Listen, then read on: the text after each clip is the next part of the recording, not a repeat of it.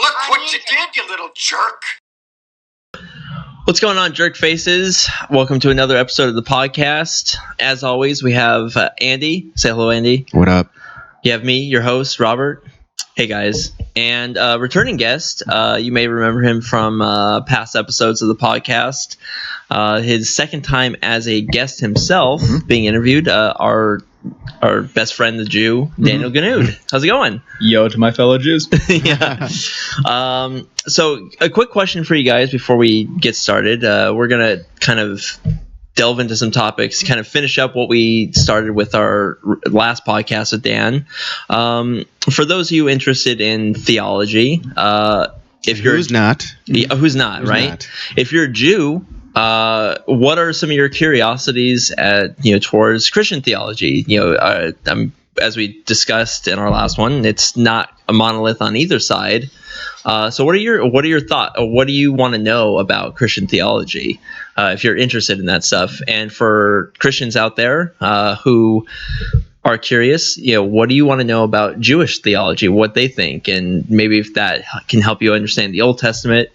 And yeah, just curious what you guys are wanting to know, and add your questions into the comment section, and we'll hopefully maybe answer them during the podcast, or maybe we'll do it later on when we see your comments. So let's get started. All right, so Dan, let's we've been talking. We always talk about this kind of stuff. We've been doing it for 25 years now.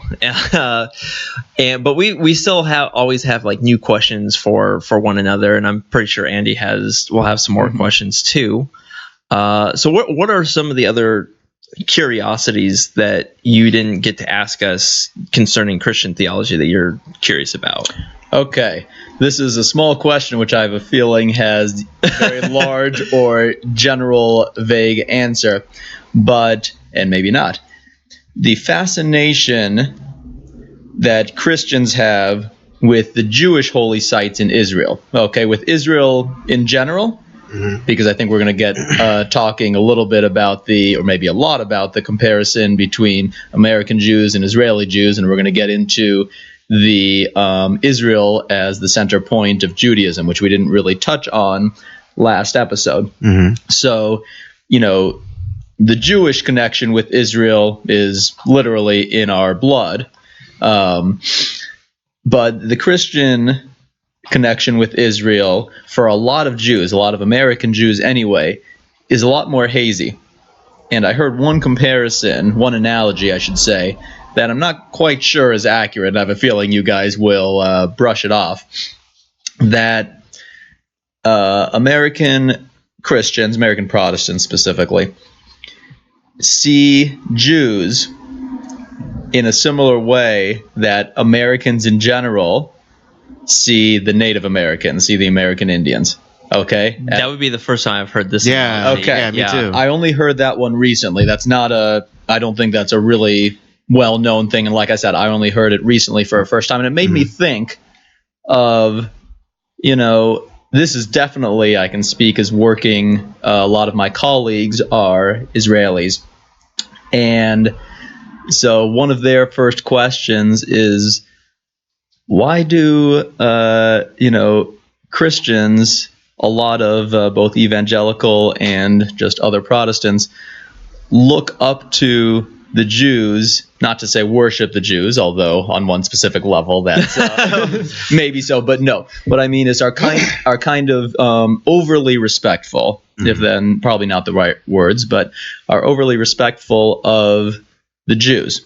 Okay. And I have my answer. I don't know if it's necessarily the correct answer. I don't think there is a correct answer. But the way I see it, I think a lot of people who are Christians, who are very devout Christians that read their Bible, I think being able to, because this is the unique thing about Judeo-Christian, the Bible itself, Old Testament, New Testament, is that it's centered a lot in history. The things that we're reading about in there are actual sites that were, people lived there, did things there, and that we can actually go and see them. And the ability to be able to go and even me, just as a historian for one, but as a Christian at the same time, being able to see the place where, like, holy crap, David, stood on this spot right here. Yeah. This guy that I'm reading about in the Bible, and it's more of like just being able to see it, like almost like trying to almost relive, what did David see when he stood here, and it's a way to get into the mindset of the Bible characters that we're reading about. And it's almost like traveling back 2, 3, 4,000 years, however long that these guys lived. And I think has a lot to do with it, just being able to, not necessarily that we're worshiping them, but I think that's to me what's so awe-inspiring is that when we read this stuff, it's like it's not just some myth or fantasy. It's like, no, this is a real place that exists right now that we can go and see. And I think that's more of like why Christians at least are so infatuated with being able to go to these sites. That's a great answer, and it's, to be honest, the same for a lot of American Jews. Something I said last time, which I remember surprised you guys a little bit and opened your eyes, was when I described Judaism, and this is pretty much across world Jewry, to both American Jews, Israeli Jews, and I like that word, Jewry. Yeah, Jewry. It's the term we use, however funky it sounds. That's true. I like it. So for Jews around the world, we view Judaism, this is not all Jews, but I would say 80+%, view Judaism as a culture first and a religion second. Yeah, that was very fascinating to me. Exactly, very different than Christianity, and I would say the vast majority of all religions.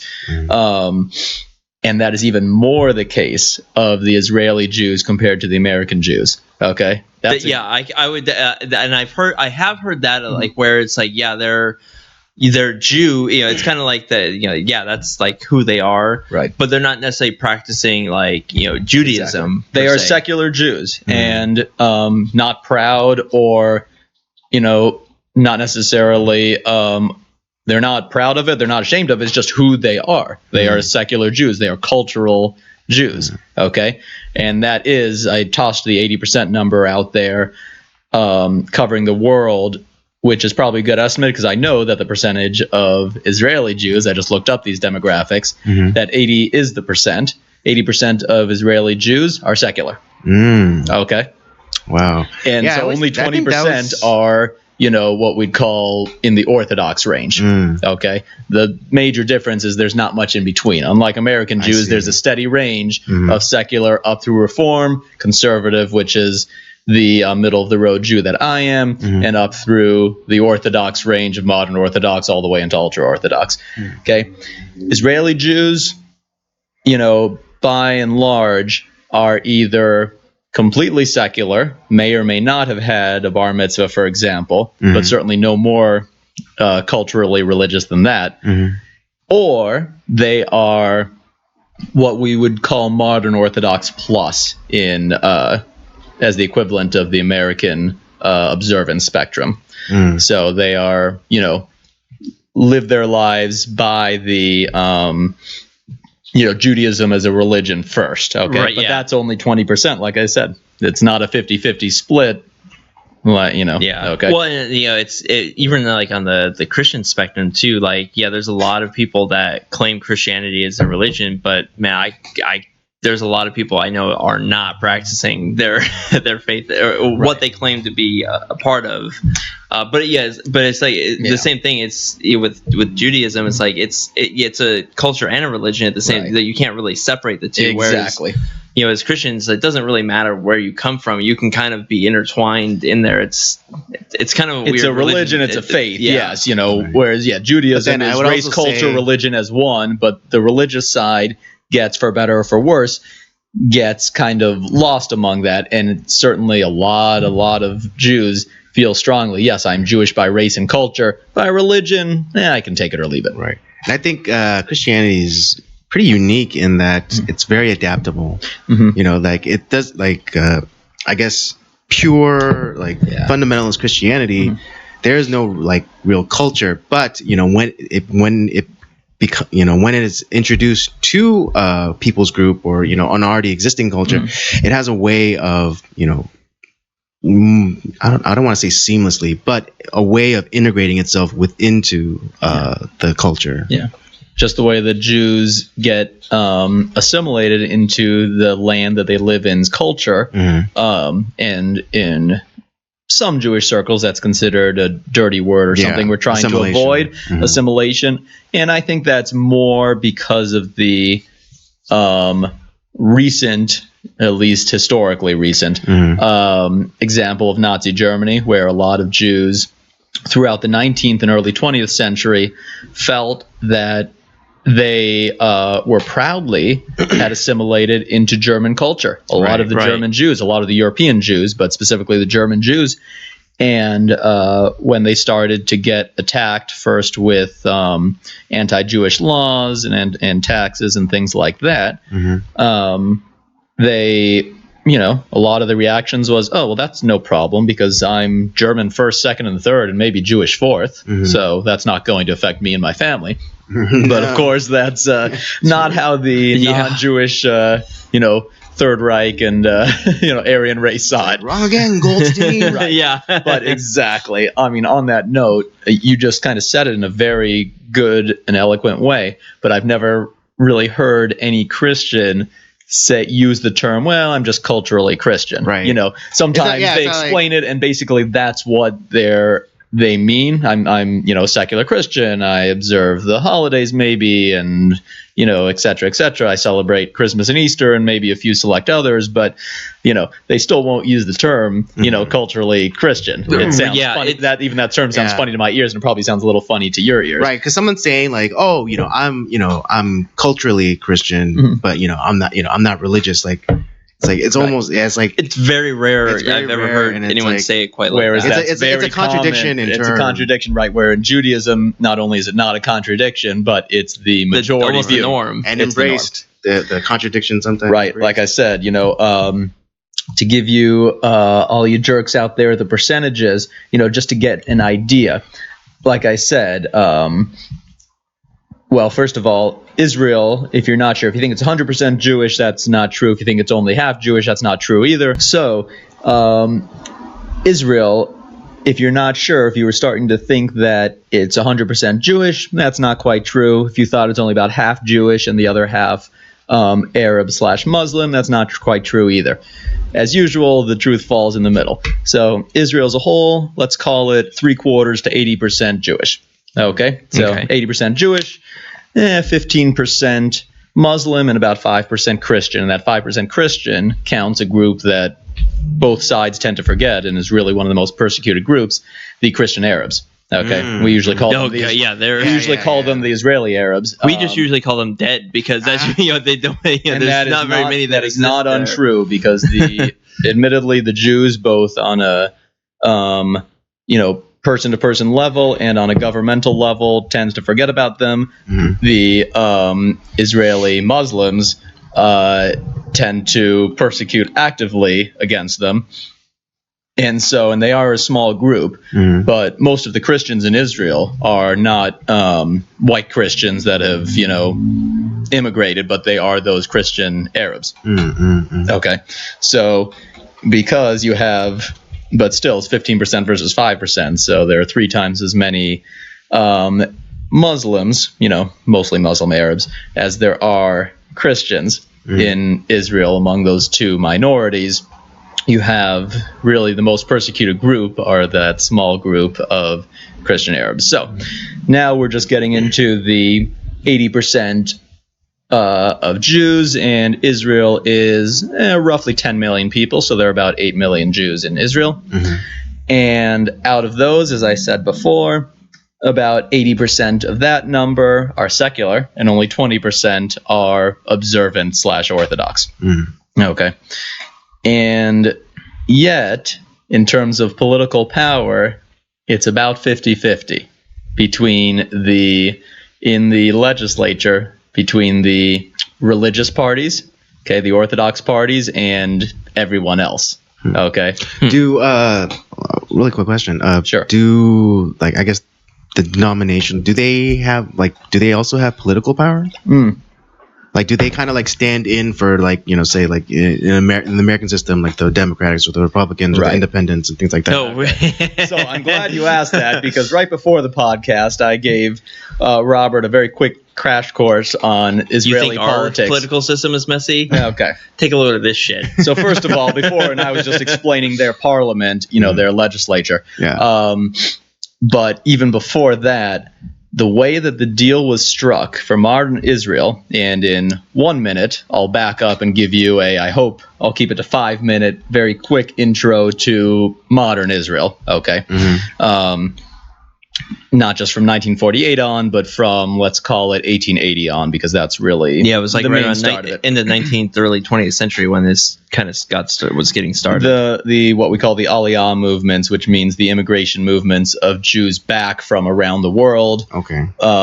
Primarily Eastern Europe, back to Israel, started right around 1880. Like the reverse diaspora. The reverse diaspora, exactly. They started immigrating back in. So I'll explain that in a second. But as you get that in your head, we'll jump back forward to modern Israel. To answer your question directly and in a short way, the Orthodox control the judiciary. Okay. So the courts, whenever there is a rule or a ruling that's not covered by their very short modern constitution, it goes back to Old Testament law. Talmudic law specifically, which is kind of our version of the latter. You know, scripture is written around the same time as the New Testament, but yeah, you know, it goes back to that ancient law. Okay. And the judges rule as they will. But that was a deal that Ben-Gurion, the first and probably most famous Israeli prime minister, made, that the executive and legislative branches would be run secularly, because that was the UN decision to order the creation of a secular Jewish state. Okay, that's the actual thing that the Israelis in the, you know, period between 1945 and 48. And the powers that be. That's the way that, you know, the Israelis wanted it. And even then, it was about the same as it was now, more or less. It was 80% were secular, and therefore that secular, you know, Jewish majority decided that they wanted a secular Jewish state. Makes a lot of sense, right? Okay, because that way it welcomes everyone in. If you're Orthodox, you're just as welcome as if you're secular. Whereas if the state was run by the Orthodoxy, the secular Jews, you know, the whole 80%, wouldn't be as welcome. And so that, you know, in terms of the Orthodox covering all judicial rulings and being at the end responsible for that, does it ever come up, or does it come up a lot? On the actual legal rulings, not that often, except for one major thing. The Orthodox rabbis, not the conservative or reform or secular, but the Orthodox rabbis are the only ones who have the power of marriage and divorce. So if you want to get married in Israel, you don't have to suddenly prove or fake that you're Orthodox, but you do have to get married by an Orthodox rabbi. Interesting. If you're Jewish. If you're if you're Muslim or Christian, then it's a separate category entirely. So if you want the option to divorce, then you have to go and get married by an Orthodox rabbi. Whether you want it or not. Oh, so regardless. You can always get, they do, however, because of the original immigration policies and laws, that Israel, which basically say that Israel welcomes in any Jew from around the world. And the definition of what is a Jew is a wholly complex thing, but the bottom line is that counts secular Jews, not just welcomes in religious or middle line or Orthodox Jews, but it welcomes in all Jews. So even if you get married, if you have any either Jewish blood, a Jewish parent, a Jewish grandparent, or even if that's unclear, but you are clearly or a Jew breathed on you at one point. You know, if you are, and I was about to ask, like, what about like Elizabeth Warren levels of being Jew? And the equivalent of being Native American? Yeah, that's an interesting case. But supposedly her DNA test, I don't think it matters that it was 5 or 6 or 29 generations in the past. Right. It did show that she had a little bit of a Native American blood. Right. If you make that comparison to Judaism, yeah, that's Jewish enough. Okay. And so, but that's a whole nother thing. In terms of the marriage thing, if you get married, outside, say I'm an American and I get married and then I want to immigrate to Israel where they recognize my marriage, the answer is yes. Okay. Even if I get married in just a completely civil without any rabbi in America, they will recognize my marriage and they'll recognize my wife and eventual children as Jewish regardless. Yeah. Okay. The being a half Jew is one of the complex things, and we're not going to get into that today because that's a very divisive issue, and it's also over my head on the exact specifics. So next time we'll bring in one of my Israeli colleagues to explain what the whole set of rules that counts as what we call the law of return, of what actually counts as a Jew, okay? Because it's supposedly passed down matrilineally from your mother. So does it count if your father is Jewish? I'm going to refrain from answering that question from the Israeli point of view until I bring in an expert. But where my expertise does lie is in the history of ancient Israel too, but especially of modern Israel. And so we back up real quick and picture yourselves, boys and girls, in the time, for those who have seen it, of Fiddler on the Roof. Okay. We are. It's funny because this is the second time that movie has been mentioned today to me. So. Yeah. So aside from the interesting trivia question that Fiddler on the Roof was written by a Jewish storyteller who has a great name, his pen name is Shalom Aleichem. Which, what does that mean? It's the same as Salam Aleikum in Arabic. It means peace be unto you. Okay, so that's the pen name he chose. It's Shalom Aleichem, right? It's also the name of a very common Jewish prayer that we start every day to usher in the Sabbath on Friday night. Okay, it's the Shalom Aleichem prayer. Yeah.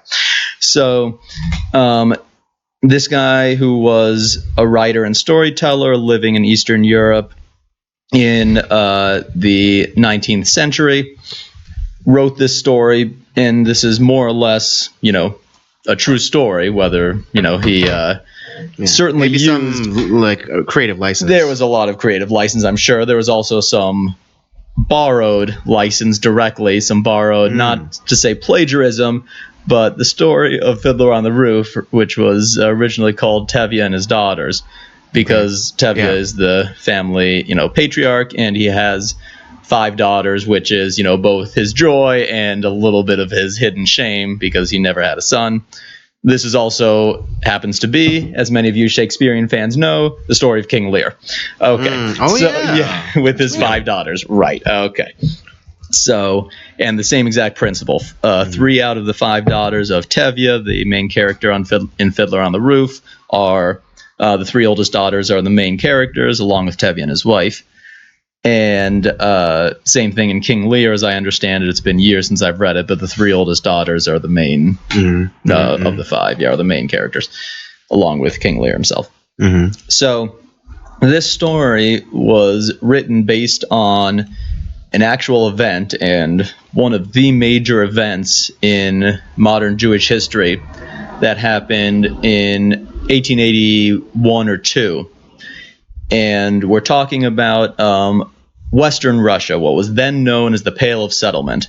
Okay, this was a derogatory term used for basically a large ghetto of a few hundred square miles where they fit in the entire roughly million Jews of what was then Russia. This is again before the Russian Revolution in World War I. And so you have still under the Tsar system, and currently the Tsar in the early 1880s is Alexander II. All right.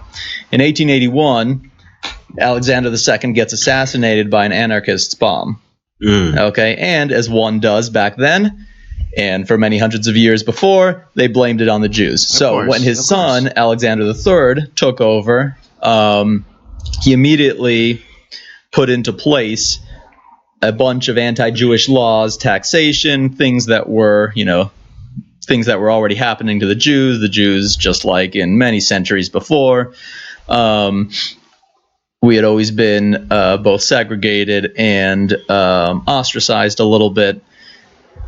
But these, anti-Jewish laws ramped up considerably because of the excuse that the Jews had murdered the previous czar. Mhm. Okay. And what also started happening was a bunch of pogroms. And a pogrom is basically an anti-Jewish riot. Okay, that's usually sanctioned by either the state or at least the local police. Mhm. Okay. And if you remember Fiddler on the Roof, in the middle of the movie, during the wedding scene of Tevye's first and oldest daughter, there's a pogrom that breaks up the wedding, where basically you have, in that case, a group of a few dozen Russian Cossacks that, smash up the wedding, and that's a pogrom, an anti-Jewish riot. And you can see the police chief, the sheriff, I guess, who in Fiddler on the Roof happened to actually be favorable towards the Jews. Okay, one of the few Russians who was from that village. He's ordered from above to just, if you're not going to actively participate, then you better stand by and, let it happen. Mm-hmm. And so he does just that. So we're now in early 1880s. The Jews realize that, we've taken enough persecution. We can't stand it anymore. We're either going to be kicked out of the country eventually, like we had been in England in the 1200s, most famously in Spain in 1492 during the Inquisition, mm-hmm. because if we've heard of the Spanish Inquisition but not sure exactly what it entailed, in reality it was two things: the persecution of Jews and the persecution of women. So it was a bunch of witch burnings of accusing women of being witches and burning them at the stake, and it was persecuting the Jews of Spain, which was a huge Jewish stronghold for about 600 years prior to 1490s, and eventually the expulsion of all the Spanish Jews. Okay.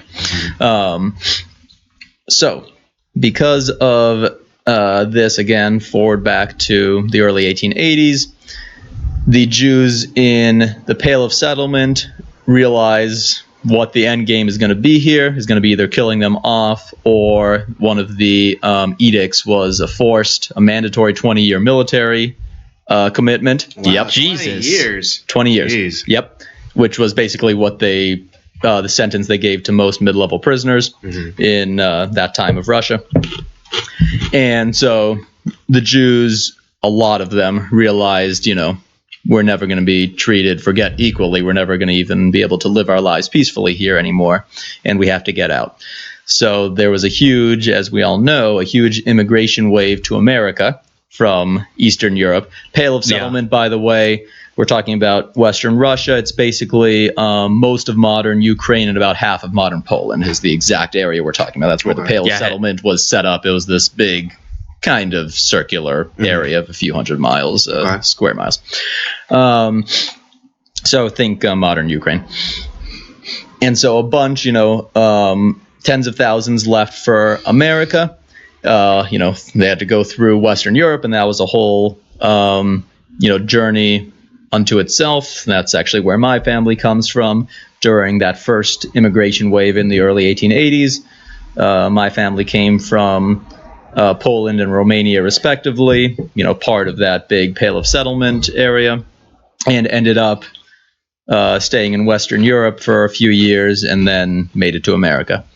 A much smaller group of Jews decided that it was high time to go back to the promised land of Israel, which had always had a few Jews in it. When the Jews were, when Jerusalem was destroyed by the Romans in the year 70 AD, to say that every single Jew was either killed or run out of the country is not quite true. There were always a few hundred left, but that population basically stayed at that number of only a few hundred, maybe 1,000 or 2,000 in the entire country of Israel through an 1,800-year period from 70 until the 1880s. Yowza. Okay. Mm-hmm. There are some famous Jews and famous Jewish stories, mostly in the mystical branch of Judaism, that come in the 15th and 16th centuries in Sfat, the city of Safed in northern Israel. Okay, so there were, a bunch of Jews who were doing memorable things, philosophers, writers, poets, etc., during the Middle Ages. But still, there were very few total in number.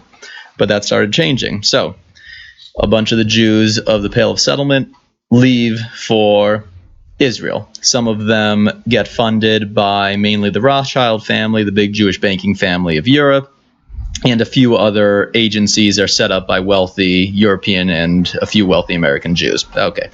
To start to slowly and quietly resettle what was then Palestine, and it was Ottoman-controlled Palestine, okay? So as long as the numbers didn't get too big, the Ottoman sheiks and ruling family who were ruling out of Turkey at the time didn't really care. All right. And that's known as the first Aliyah wave. Aliyah is the Hebrew word we use for Jewish immigration to Israel specifically. Okay, the word Aliyah means to go up. So it's that significant... So it's that George Jefferson move. Yeah. Exactly. Moving on up to the east side. Yeah. We're moving on up to the Western Wall. Yeah. Well, okay. And it's, especially because Jerusalem is kind of on a hill in itself, too. So it is kind of a going up. Exactly. The word Aliyah is used for two things. Yes, it's the verb to go up, but it's actually not used for that very often. It's used. Quick question: is it actually talking about like a physical, like moving up, or kind of like a more like spiritual? Like so the word itself, the word itself. The answer is yes to both those questions. The word itself can mean a physical ascent, but obviously the times that it's used are two main categories, both of which are the spiritual type of ascending. Okay. One of which I just said, immigration to Israel. The other type is when an individual Jew or a group of individuals during Sabbath services goes up to say a blessing over the Torah, goes up to the pulpit to say a blessing over the Torah. Okay, you call that an Aliyah. So the term has been turned into a noun. Okay. And so those are the two types of, Aliyah. But in this case, the immigration wave, of which there were more than that, but there are 4 major immigration waves to Israel prior to World War II. Okay, once you get into the late 30s, it changes. Yeah, was it the? And this is the first one. So this is the first immigration wave. The first during one, the 1880s. Once the Ottoman Empire was eliminated, pretty much after World War I, that like kind of increased the amount of people that decided to just to go back to Israel. Right. And so that was, as a matter of fact, the third immigration wave of the 4. Okay. The second was during, usually they say the 1900 to 1910. Okay. But it's between that first wave, which was small, and the second wave, which was much larger and ended up being the starting point for founding modern Israel. Okay. Tel Aviv is the first Jewish city, not just in Israel, but the first all-Jewish city in the world, was founded in 1909. Okay. The major real cannon blast that helped spur Jews from Europe to go back and resettle Israel was in 1892, give or take a year, is what's known as the Dreyfus Affair. Okay. This was a captain in the French army named Alfred Dreyfus, who was Jewish, and he was framed for either being a spy or for, detrimental conduct. Okay. And in a huge public ceremony in the middle of Paris, he was stripped of his stripes. Okay. They tore off his stripes, the captain's stripes of his uniform, and he was sentenced to life in prison. He ended up being released, I think, after about 10 years, but he was sentenced to life in prison. All right. He's not the central figure in the, spur of the Jewish immigration wave. It was a combination of the famous writer Emile Zola, who wrote a headline which more or less all Jews know or at least recognize, and the headline in French was J'accuse, as in I accuse, I being the French state, is accusing a Jew and wrongly accusing him of whatever made-up crimes, just like Jews have been accused of wrongly made-up crimes throughout history. All right. And that headline became international news. The other and even more important figure than Dreyfus himself or Zola, the writer, was a young man around 20 years old, maybe only 16, something like that, who was in the crowd during this, shameful ceremony, when Captain Dreyfus got stripped of his status and sentenced. And that young man's name was Theodor Herzl. Oh, wow. Okay. So Herzl, if you're not familiar, boys and girls, Herzl is considered the founder, and rightly so, of modern Israel, even though he never set foot in the country because unfortunately he died too young. he was like Moses. He was actually, and the comparison. The don't fate think of the all comparison Jews. hasn't been made. The fate of all Jewish leaders. Yep. Yeah. Pretty much.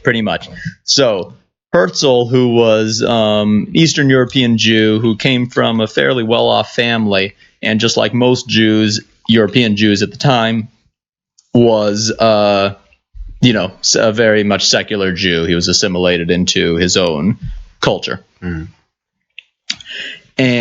But when he saw this, he realized that it just hit him as an epiphany that Jews across Europe and across the world will never be fully safe, will never be accepted, that people will always persecute us, there will always be anti-Semitism until the Jews get their own homeland back. Okay? And not any homeland, as spoiler alert in the future when the UN tried to offer us Uganda as a Jewish homeland. That's a funny. That's a funny. Yeah. That's a funny. I forgot. Footnote, is I the totally creation of forgot about Israel. that. Yep, that's a funny footnote. Anyway, that Jews would only be safe, is what Herzl thought, when we would retake Israel as a legal Jewish homeland. Okay, and that movement, that idea that he thought of, is known as Zionism. Yeah. Okay. This is why Theodor Herzl, is both the founder and the father of Zionism. Okay. This, Zion, as both Christians and many Christians and Jews know, is one of the many biblical names for Israel. Okay. Right. Yeah. Mm-hmm. Zion in Hebrew is usually spelled Zion with a Z. Right. Mm-hmm. So Zionism became this movement in the late 1800s and into the early 1900s to reform Israel as a Jewish homeland that it was 2,000 years previously. Mm-hmm. Okay. So, we'll fast forward a few decades. There were a few immigration waves set up that were mostly funded, like I said, by the few wealthy Jewish families in Europe and America. Mm-hmm. And there were, a few thousand Jews coming back to Israel, and that sped up to a few thousand Jews per year until official quotas were set up by the Ottomans, and then after World War I by the British, even though they had promised the exact opposite. And there's a whole, different history lesson, which we won't get into today, about the British treatment of the Jews between the world wars, basically, because Britain got the what they call the Palestine Mandate. Okay, when the Middle East was split up among the winners of World War I, among the Allied powers, Britain ended up gaining Israel as well as Syria and Jordan. Okay, what became Syria and Jordan. And this whole Palestine Mandate was turned into was supposed to be turned into two countries. One, which was Israel for a homeland specifically for the Jews, just as the Jews of the Zionist movement had wanted. And the other was Transjordan, becoming the country of Jordan, as a secular home for the Muslims. Okay, and the Middle Eastern Arabs. Okay. All right. Promises were broken. What a shock. Promises to Jews were broken, just like they had been throughout history. Say it ain't so, Dan. Say it ain't so. I know. I'm sorry to spoil it. But meanwhile, Jews were still both legally and in many cases illegally coming in to settle Israel. The wealthy corporations who eventually set up offices in Israel were buying back land from just the old Ottoman families who, even though their central government was no more from Turkey, they still owned the land. And so, the Jews were buying it back, all on the up and up.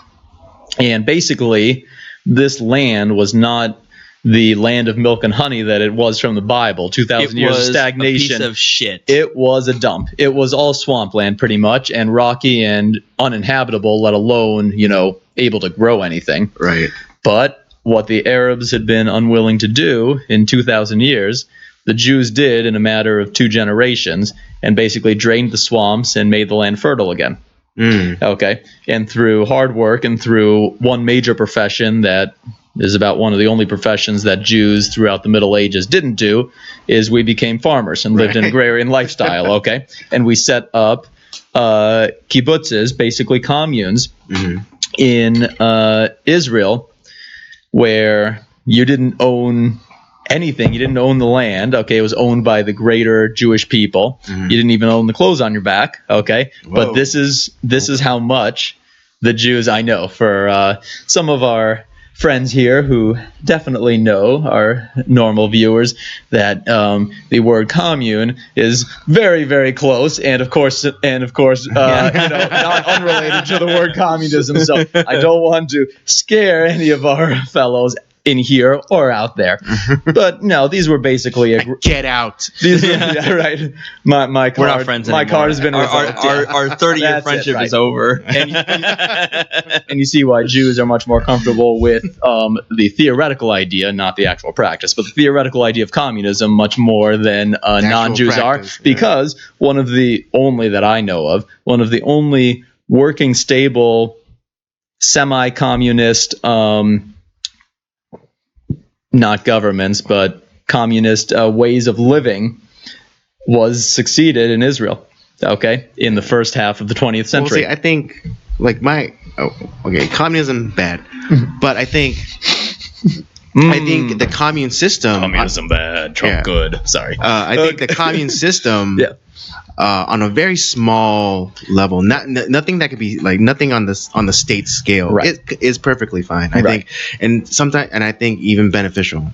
And these little things worked. I mean, there were American communes mainly up in the Berkeley area, but as we all know, the hippie movement of the American hippie movement of the 60s tried to set up a lot of communes, and most of them failed, and that's why that real, selflessness of just loving the land and the Jewish people so much, and the hope, and I'm not just using that word randomly, but the very strong hope that there would eventually be a Jewish homeland, and the hope that the next generations would have it better than the previous generations, was what made this commune system I'd be careful work. with that, though, because you're very closely almost making a case for ethno-state. Right. Well, yeah.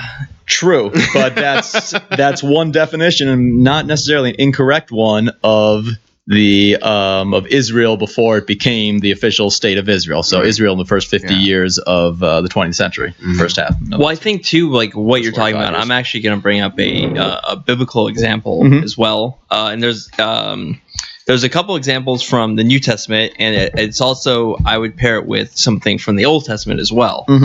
And it's kind of in this along the same lines. You have a small group of people who are sacrificing for a common cause that they all believe in, and trying to make something better for others that are going to be coming in. So there's in the New Testament, there's a couple of points in Acts where you have people who are it was Jews at the time, because Christianity had not spread towards to past the Jews. It was still within Jerusalem is where they were talking, where they were sharing the gospel. Yeah. So you have for all my Jewish friends, the books of Acts, the 4 books, are the first 4 books of the New Testament. Please continue. This would be the 5th book, and this is the 5th book, right? Yeah, Acts of the Apostles. Sorry. Yeah. Matthew, so after Matthew, Mark, Luke, and John. See, correct. I know some stuff. Okay. Yeah. There you go. Yeah. Hey, you know it. Yeah. All right. So what was happening there is, at the time there was at this point in the book of Acts, it was the time, I think it was. I forget what festival it was for, but there was a lot of people, coming into Jerusalem. Had to be one of the 3 pilgrimage festivals. So it was either Passover. I don't remember which one it was. Shavuot, which is Pentecost. Yeah, I don't remember which one it was, but it was one of the major ones that everyone was coming to Jerusalem for. And what a lot of people who had converted to Christianity were doing is like they were either selling off selling their houses or property or whatever to provide a place for people to share the gospel, and it's like and kind of to bring people in, and so that they could be free to just be able to listen and hear what all the different teaching and all that stuff. So that was so it was in a sense kind of a commune type of thing where they were working towards that common goal. You also see this in the Old Testament when they're building the tabernacle, whereas after the Israelites are coming out of Egypt and they have all the stuff that they had pillaged from Egypt that had been given to them for all kind of to repay them for all the 400 years of slave labor. Yeah, either that or they stole it as they snuck out. But either way, it ends up to be the same thing. Here, it's one or the other. Half a dozen the other. Unclear if they were repaid intentionally or if they just stole all that and made a run for it. But that's okay. One day history may tell us. Technicalities, that doesn't matter. No, anyway, sorry. But anyways, what they were doing is when the tabernacle, when when God was telling them to his idea for what he wanted the tabernacle during to be the 40-year wandering. Yep. Yeah, it's like everyone to the point where they had to tell them to stop giving, where they were giving up the stuff that they had pillaged to create the tabernacle, and it's kind of that same thing. It was now for the we're common on my cause. turf, the Old Testament turf of end of Exodus and into Leviticus. We actually call it the shekel tax. Okay, and it's the the donation tax to build, as you said, the tabernacle, to build the Mishkan, the mobile synagogue, so to speak, is what the tabernacle is. And just as you correctly said, the Jews gave the mandatory donation, and then it specifically says that the vast majority of the population also gave willing contributions, additional contributions to the building of the tabernacle. Yeah, to the point where they said, stop. Yep. We're done. We don't need any more. Yep. Wow. It's hard to believe a Jew said that. Yeah, I know. Hey.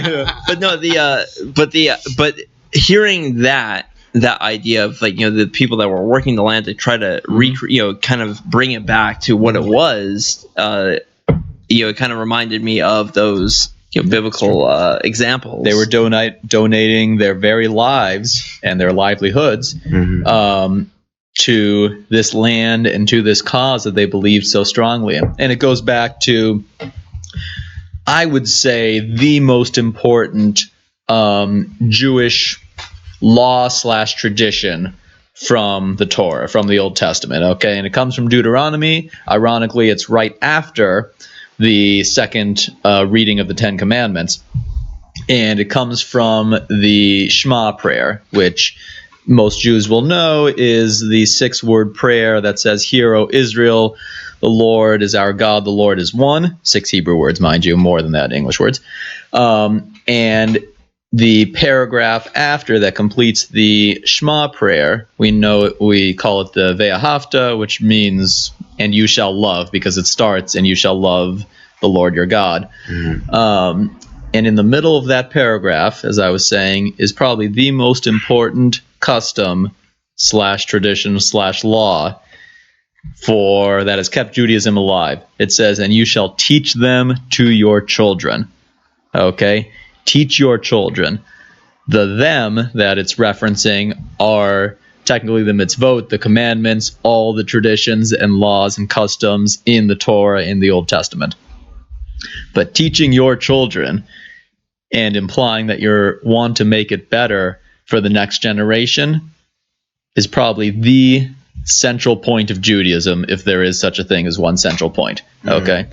And so making, the world, or at least your small little piece of the world, better for the next generations is really what has, in my opinion, has kept Jews alive and is, the main center point of Judaism. And this was one of the real historical tests of that commandment in Judaism.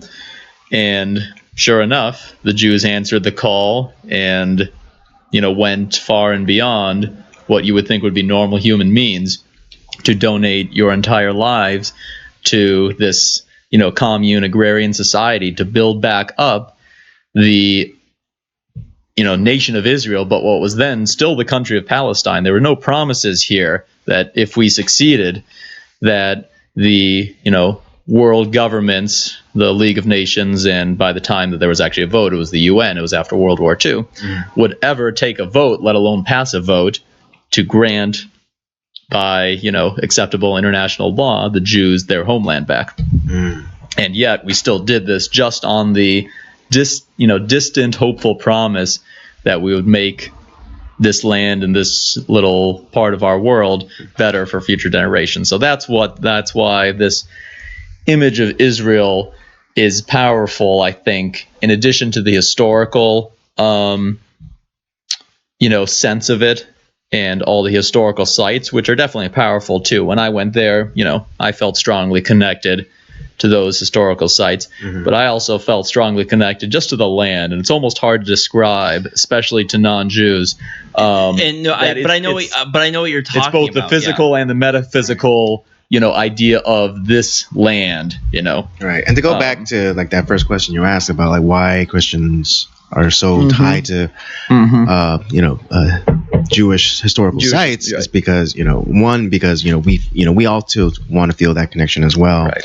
But also I think because the New Testament, it's full of of just details like go talk to this guy who was there and saw this and that and and go to this place and look up this person. So it's within, it's kind of baked into the faith. It's like we want to see the places because it says like that we can go and see these places, or or we can go and talk to the individual. There's such a great depth of detail. Exactly. And that's one of the separations. For Christians, it's just the Old Testament. For Jews, it's the Torah. In other words, the Pentateuch, and then the other 2/3 of the Old Testament. So in the Torah, there's not too much of that, of of just the storytelling from a first-person point of view, of or even a third-person point of view directly, that this guy went to this place and talked to this person.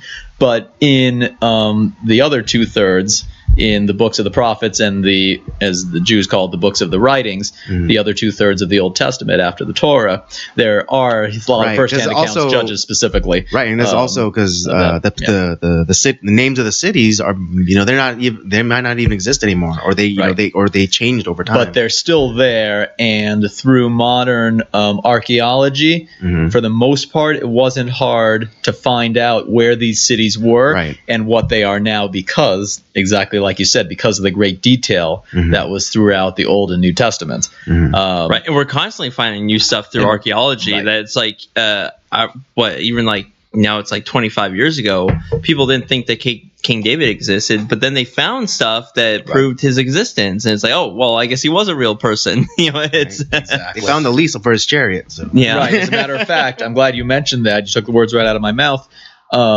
because when I went to Israel, my favorite archaeological site by far was what they call the City of David, which is due south about 2 miles of the old walled city of Jerusalem. Okay, so there's the old walled city, which is sometimes called confusingly the City of David, but it's basically the city that Solomon built in reality. Right.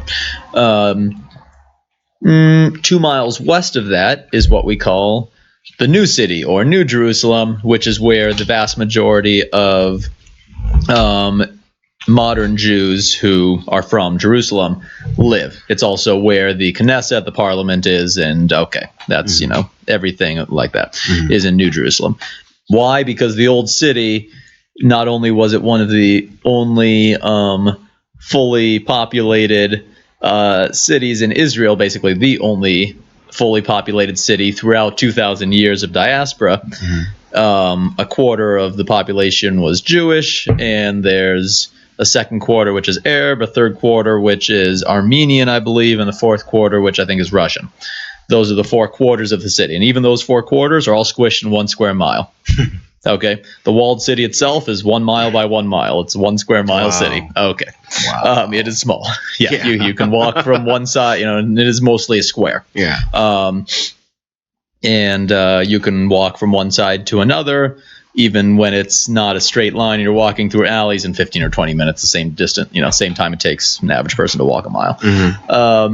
But this city, this historical site, which they had uncovered probably about 30 years ago, maybe 40, is called the City of David, and it's where, as they found, it's where David's original palace was before his son Solomon built the temple, the main temple, in the middle of the new city on what we now know as the site of Mount Moriah, where biblically Abraham sacrificed his son. That's all the old walled, city of Jerusalem. Okay, and we call it now the Temple Mount. All right. But this, was where David's, chair, his kingdom was, 2 miles south of all that. And it's a fascinating thing because you can walk, the walking tour is underground, and you're walking through some of the old aqueducts, which are still functioning and connect 2 miles north to the old city. And not only are still functioning, they're not really being used, but they still connect and they still work. And the water clearly is clean enough because during one of the modern sieges of Jerusalem, during the 6 Days War in 1967, all of Jerusalem, or a lot of Jerusalem, was cut off. And actually, I'm quoting my wars wrong. Sorry. The aqueducts were used not for that war, but for the War of Independence, what we call the War of Independence in 1948. Israel declared their independence right at the same time the British were leaving, and so the British troops who were had been stationed there since World War I didn't help us. The Of course they did. that's why I said we have a complex relationship. Peace out. And the 5 Arab states around us all attacked, and they closed off Jerusalem. So there were a few thousand, mostly religious Jews, the only ones who were not in the army, and all Jews, all Israelis at the time, were pretty much in the makeshift army. Okay, it was kind of it was halfway between a militia, and they had a few generals who had served under the British in the British Army during World War II, and so there were a few, I would say, generals is untrue, but a few, majors and colonels at any rate, who were the highest commanding officers. And so we have basically, male and female from the age back then of 14 onward were conscripted into, this militia-type army. Yep. Because we needed every soul we could get to fight the, tens of thousands of Arab Legion troops that were attacking us from mainly Egypt to the south and Syria to the north. And they closed off Jerusalem. So there were, a few thousand, mostly old, ultra-religious Jews in Jerusalem who were slowly starving to death. And to get them water, somebody thought of digging into the old aqueducts. Okay. And so from somewhere outside the city, quite possibly in this current archaeological site of a few miles south in the city of David, they dug into the old aqueducts and found that it was one of these true modern miracles. They still connected and still functioned, and the water was still clean enough to drink. And reopened the wells and connections 2 miles north into the old city, which was literally under a full siege. Right. A 1 square mile city is not hard to siege and close off from all sides. And especially when the eastern side is the border of Jordan. So it's what we call the West Bank now.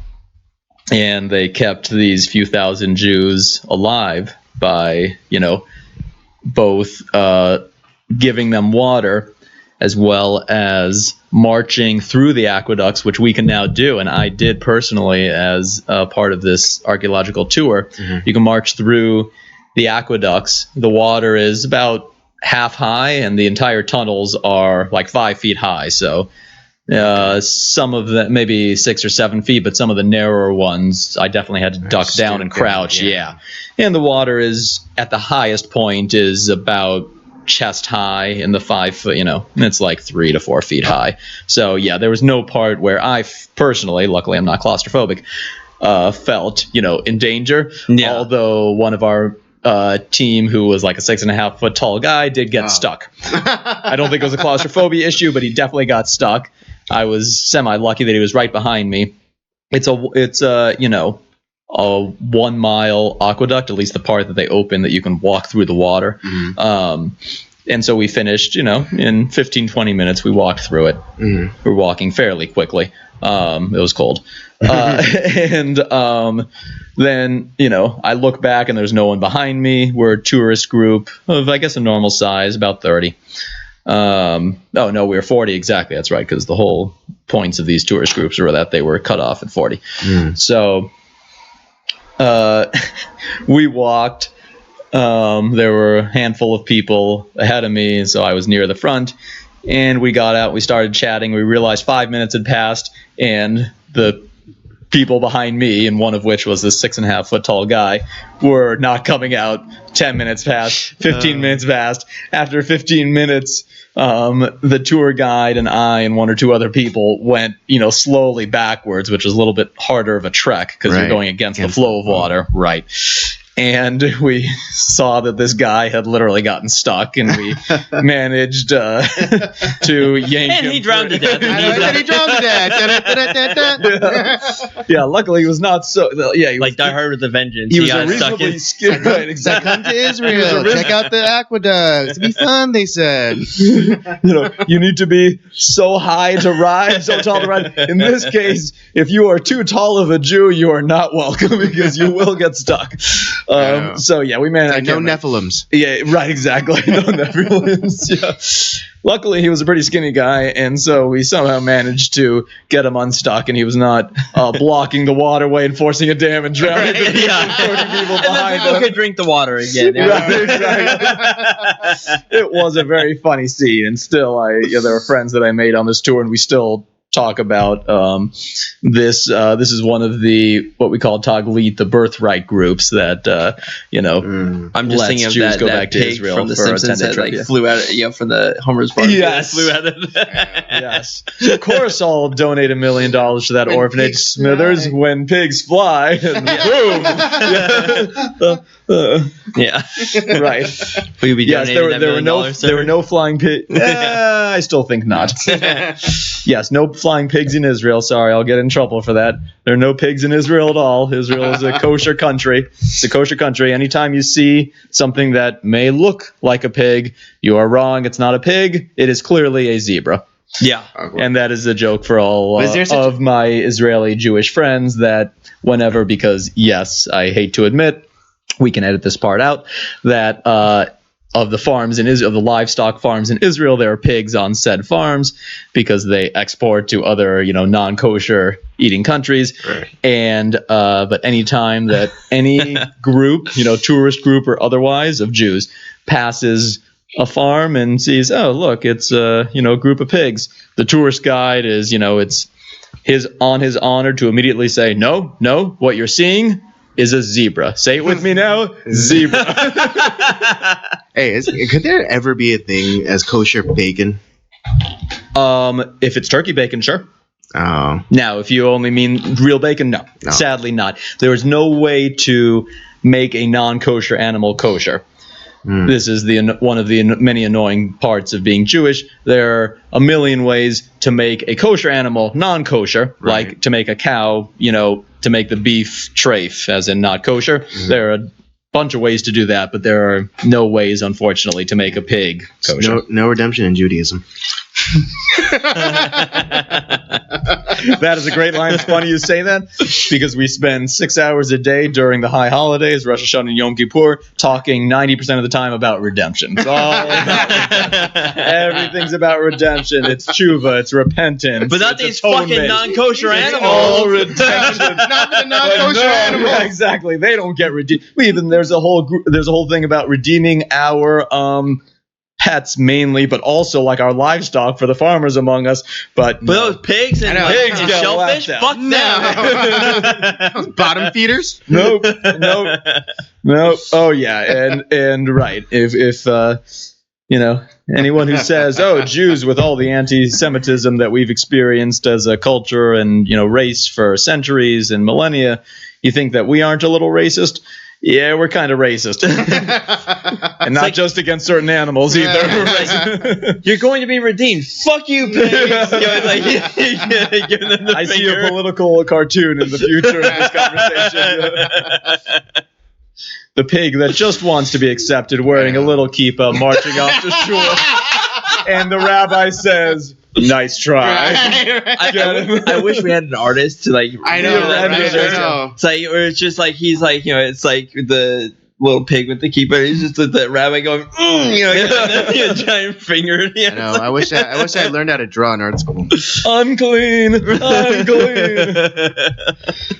So now you have it, the very short and yet very long and complex, just modern Israel. Well, that's what you're talking about. Well, this is the stuff that fascinates me because a lot of I guarantee that 99% of the people that are alive today don't know shit about what Israel is. Mm-hmm. How this modern state of Israel came to be. I would say 90% of Jews, at least until 20 years ago when this huge birthright program was started to send mostly American, but international Jews back to Israel for a 10-day tourist trip, basically, but to see what Israel is about.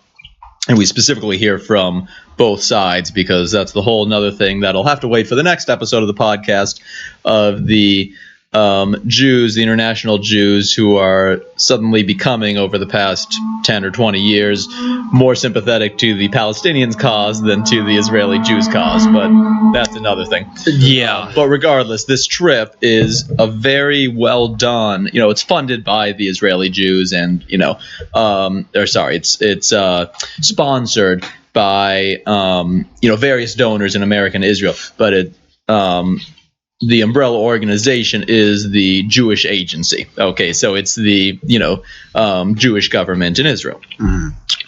But they give actually, I think, a lot of people disagree, but I think they gave a very fair assessment of both Jewish culture in Israel, generic Israeli culture, as well as the Palestinian side of things. Okay, I thought they were very fair, And they tell it like it is, which is certainly something that the Jews have going for them. Is we don't hold our punches on any topic of discussion, let alone the Israel topic. Yeah, but no, it's fascinating to hear all that stuff. Some of it that I already knew myself, but some of it it's just fascinating how it kind of all came together and. All the work that went into it. Yeah, because I remember because Israel for a long time was a shithole. And the fact that they, worked, they gave their lives to bring the land back to be a place that's livable is that's pretty amazing stuff. Yep. In a pretty much a 50-year period between 1880 and by 1930. Israel was flourishing, literally like the description out of the Bible of a land of milk and honey, from all rock, rocks and swamps and infertile land because of. It's so interesting that it's described that way because whenever you think of Israel and you read about stories from the Old Testament and even from the New Testament, you don't automatically associate Israel with swamps. Right? You would think more of like arid kind of desert climate. Right. But is that the swamp part? Is that more closer to the coast or is there a pretty big river that runs through Israel? So the main river is the Jordan River itself. Oh, okay. Same Jordan River, out of the Bible. Yeah. Runs north-south and makes up the eastern border of Israel, the border between Israel and Jordan. And by the way, that's why they call the what is usually known or sometimes known as East Jerusalem. It's the Palestinian era of Jerusalem. They call it the West Bank. Okay. Yeah. Okay. In Israel, I sensed that East Jerusalem is the most common name for it. The official Israeli name is funny. It's called Judea and Samaria. And I'm saying, where is Judea and Samaria? Well, that means the West Bank. Internationally, the most common name for this region is the West Bank. So it's Palestinian, it's Arab part of Jerusalem. Okay. But why is it the West Bank? Well, it's the West Bank of the Jordan River. Okay. Okay, and that's It's why in the east, but it's the West Bank of the river. it's Eastern Jerusalem, which is the West Bank of the Jordan River. That's why we here most commonly call it the West Bank. Right. I was always confused about that. Yep. So swampy around, from the Jordan River. I assume the source of it is somewhere up in the Galilee, which is northeastern Israel. And the source might even be the Sea of Galilee, although I don't think that's true. Maybe I have it backwards. Maybe that's where it drains. Maybe the source is southern Israel, and it technically flows. Kind of like the Nile, where it goes south to north. Right. And now that I'm thinking about this, that's probably true. It's probably because I know there's an oasis, a wilderness right near the Dead Sea. Okay, and I think they call it Ein Gedi. And the Ein Gedi oasis is probably, now that I actually think about it logically, is probably the source of the Jordan River, which then would flow north and dumps into the Sea of Galilee. Because I know the Sea of Galilee is the only freshwater source in all of Israel. It's where Israel gets their drinking water. As of the past 30 years with modern science, they get about, I think, a quarter of their drinking water. I think these numbers are true. I'll have to check them. About a quarter of their drinking water from the Sea of Galilee, from the only freshwater lake. Sea of Galilee, by the way, is a lake. It's not a sea. And the other 3/4 from desalination from the Mediterranean. Yep. There's 2 or 3 large desalination plants on the Mediterranean. One of which always gets not attacked by rockets, even though it's very close to the Gaza Strip border. But it gets always plugged up from garbage because Gaza Strip.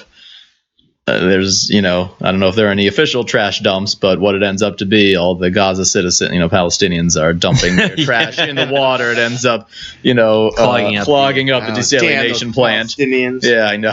It's one of the big problems right now in that area in, Western Israel about the citizens getting their water.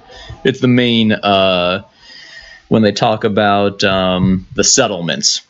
From a Jewish point of view of, one side of the government wants more settlements, as in Jewish settlements in or around an Arab territory. They're talking about the settlements near Gaza. What are your thoughts on current affairs concerning Israel? So politics, that's a fun thing. We here think that American politics are crazy, especially in this day of age. I would say that that's nothing at all compared to Israeli politics. So what about Taiwanese when they're like, just have full on like fistfights in the parliament or in the Senate? Yeah, I haven't seen. I don't feel like they have cameras inside their parliament like the Brits do, and we always see the Brits shaking their fists and throwing papers at each other. It's clearly more rowdy with parliament than our Congress. Yeah, right. Yeah. It's funny. It's only like one party who does that apparently now, so it's like half of them are in wigs and the other half are not, which makes it even funnier. But speaking of which, you have most of the European states that I'm familiar with have kind of a 4-party system. We here in America, for those unfamiliar, have basically a 2-party system. You don't say. The Democrats on the left and the Republicans on the right. What news? I am apologizing that this is news. Okay. Most of the European countries, certainly Britain, has 4 parties. There's the far right, center left, and far left. All right. That makes sense. Israel, at least in the last election, the one as of a month ago, had fewer parties on the ballot. The previous one to that, 4 years ago, had a grand total of, drumroll please, 25 parties on the ballot. You gotta be shitting me. There were representatives from 25 parties trying to get a seat in their parliament. Wow. Their Knesset, which is their parliament, is, mind you, only 120 seats, not the 435 or 438 that we have here in America. Right. Britain, I have no idea what their parliament numbers are. They have their 2 houses too. Israel just has their 1 house, 120 seats, and there were 25 different parties vying for those 120 seats. It's almost like the Democrats now with like all like the the different caucuses within the caucuses. Their clown car full of their clown car full of possible nominees. Spin-offs, right? Oh, yes, that's true. I mean, there's the 200 nominees for the Democratic convention. Yeah. I mean, a few years ago, you guys who are, conservatives associated with the Republican Party had your little offshoot fancy tea party that, had some very crazy ideas. And I remember as being someone who's, center left, very moderate left. That's me. Too high. Now I think, but I will that say, seems like a very normal thing compared to, as you correctly described it, the clown car of candidates that are now in the Democratic. But I will say that the Tea Party years did leave the parks cleaner than when they found them. And they also dumped tea in the river, right? Oh, no, wait, that's a different tea party. Sorry, okay. That was about a couple hundred years ago. When America was great. When America was great. America's great. Killed off the Fenway flounder. Was that a fish? It was. It was. Damn it, there were only 100 people voting, and they looked just like me. Well, not like me, and definitely not like you, but like him. That's what they look like. So, getting back to in Israel, where you do have people in their parliament who look like me, you also have a lot who don't. Mm-hmm. But after the 25-party circus that they had in the election 4 years ago, they actually passed a law that you needed to get at least 3 seats to have any. And so I think it was 2% of the vote. Yes, 3 seats out of 120 is 2% of the vote. So you needed at least 2% of the vote for your party. And yes, to make it clear, they're basically voting for the party, not for the individual in Israel. Now, you could say that, all in all, we're voting for the party here in America, but it's a little bit of a different indirect democracy. In Israel, which is similar in their voting to Britain, for example, it's a parliamentary democracy. You're voting for the party. Yes, there is theoretically one head of the party who's going to be the prime minister and or parliamentary representative if that party wins. Well, that also makes sense of why there's so many fucking parties, because if you're voting for the party, you want to vote for it's kind of like the idea of the different structures within Christendom or Judaism, where it's there's a lot of different. It's not a monolith where you have a lot of different ideas and / ideals or theology. And in that case, with a political party, it's these are the ideas that I care about, and this is the party. It's these guys don't do jack shit about what I want to deal with. This party does, so I'm going to vote for this party. And if whoever leads this party, that's what they're going to believe in too. So that's where my vote goes. So it makes sense that there's 20 billion parties in Israeli politics. There is an amazingly comedic but true flow chart that described the 25 parties, which I showed Robert. And you little jerks and jerkuses will get to see this, because I will give it to Andy so he can post it right on this. It is a beautiful flow chart of the 25 parties that goes by, what do you believe in? Do you care about who's leading the party? Okay. Do you like the idea of suicide bombings in Tel Aviv? And the answer is no, I don't like those. The other answer is well, and the well line points towards 1 or 2 parties, and no, I don't support those suicide bombings, goes to the other 23 parties, and so on and so forth. All right, future me, put that chart right here. Yeah.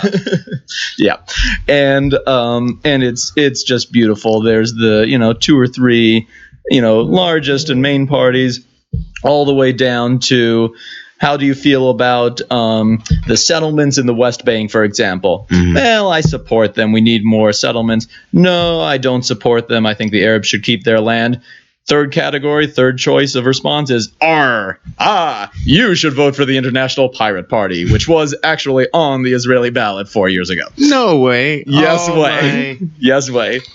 You are looking right now at this beautiful flowchart, and you can see the skull and crossbones motto of the International Pirate Party. This is not a joke flowchart. I promise you, boys and girls, this was the actual ballot chart of 25 parties for the election 4 years ago. Wow. Holy crap. Jeez. Okay. And it's interesting. Their parliament must be a complete insane asylum. Well, Yeah. let me just put it this Must be way, very bedlam. simply. There's a well-known Jewish phrase, which I've said on this podcast once or twice before, that goes, 2 Jews, 3 opinions. Yeah. And just imagine, not even 400, but just imagine 120 mostly Jews. A few of them are not. There are 1 or 2 Arab and or Muslim parties, but none of those are the major parties, so they might have a handful of seats each. The major ones are right now, the controlling party for the last more or less 20 years is Likud, which is the generic center-right party.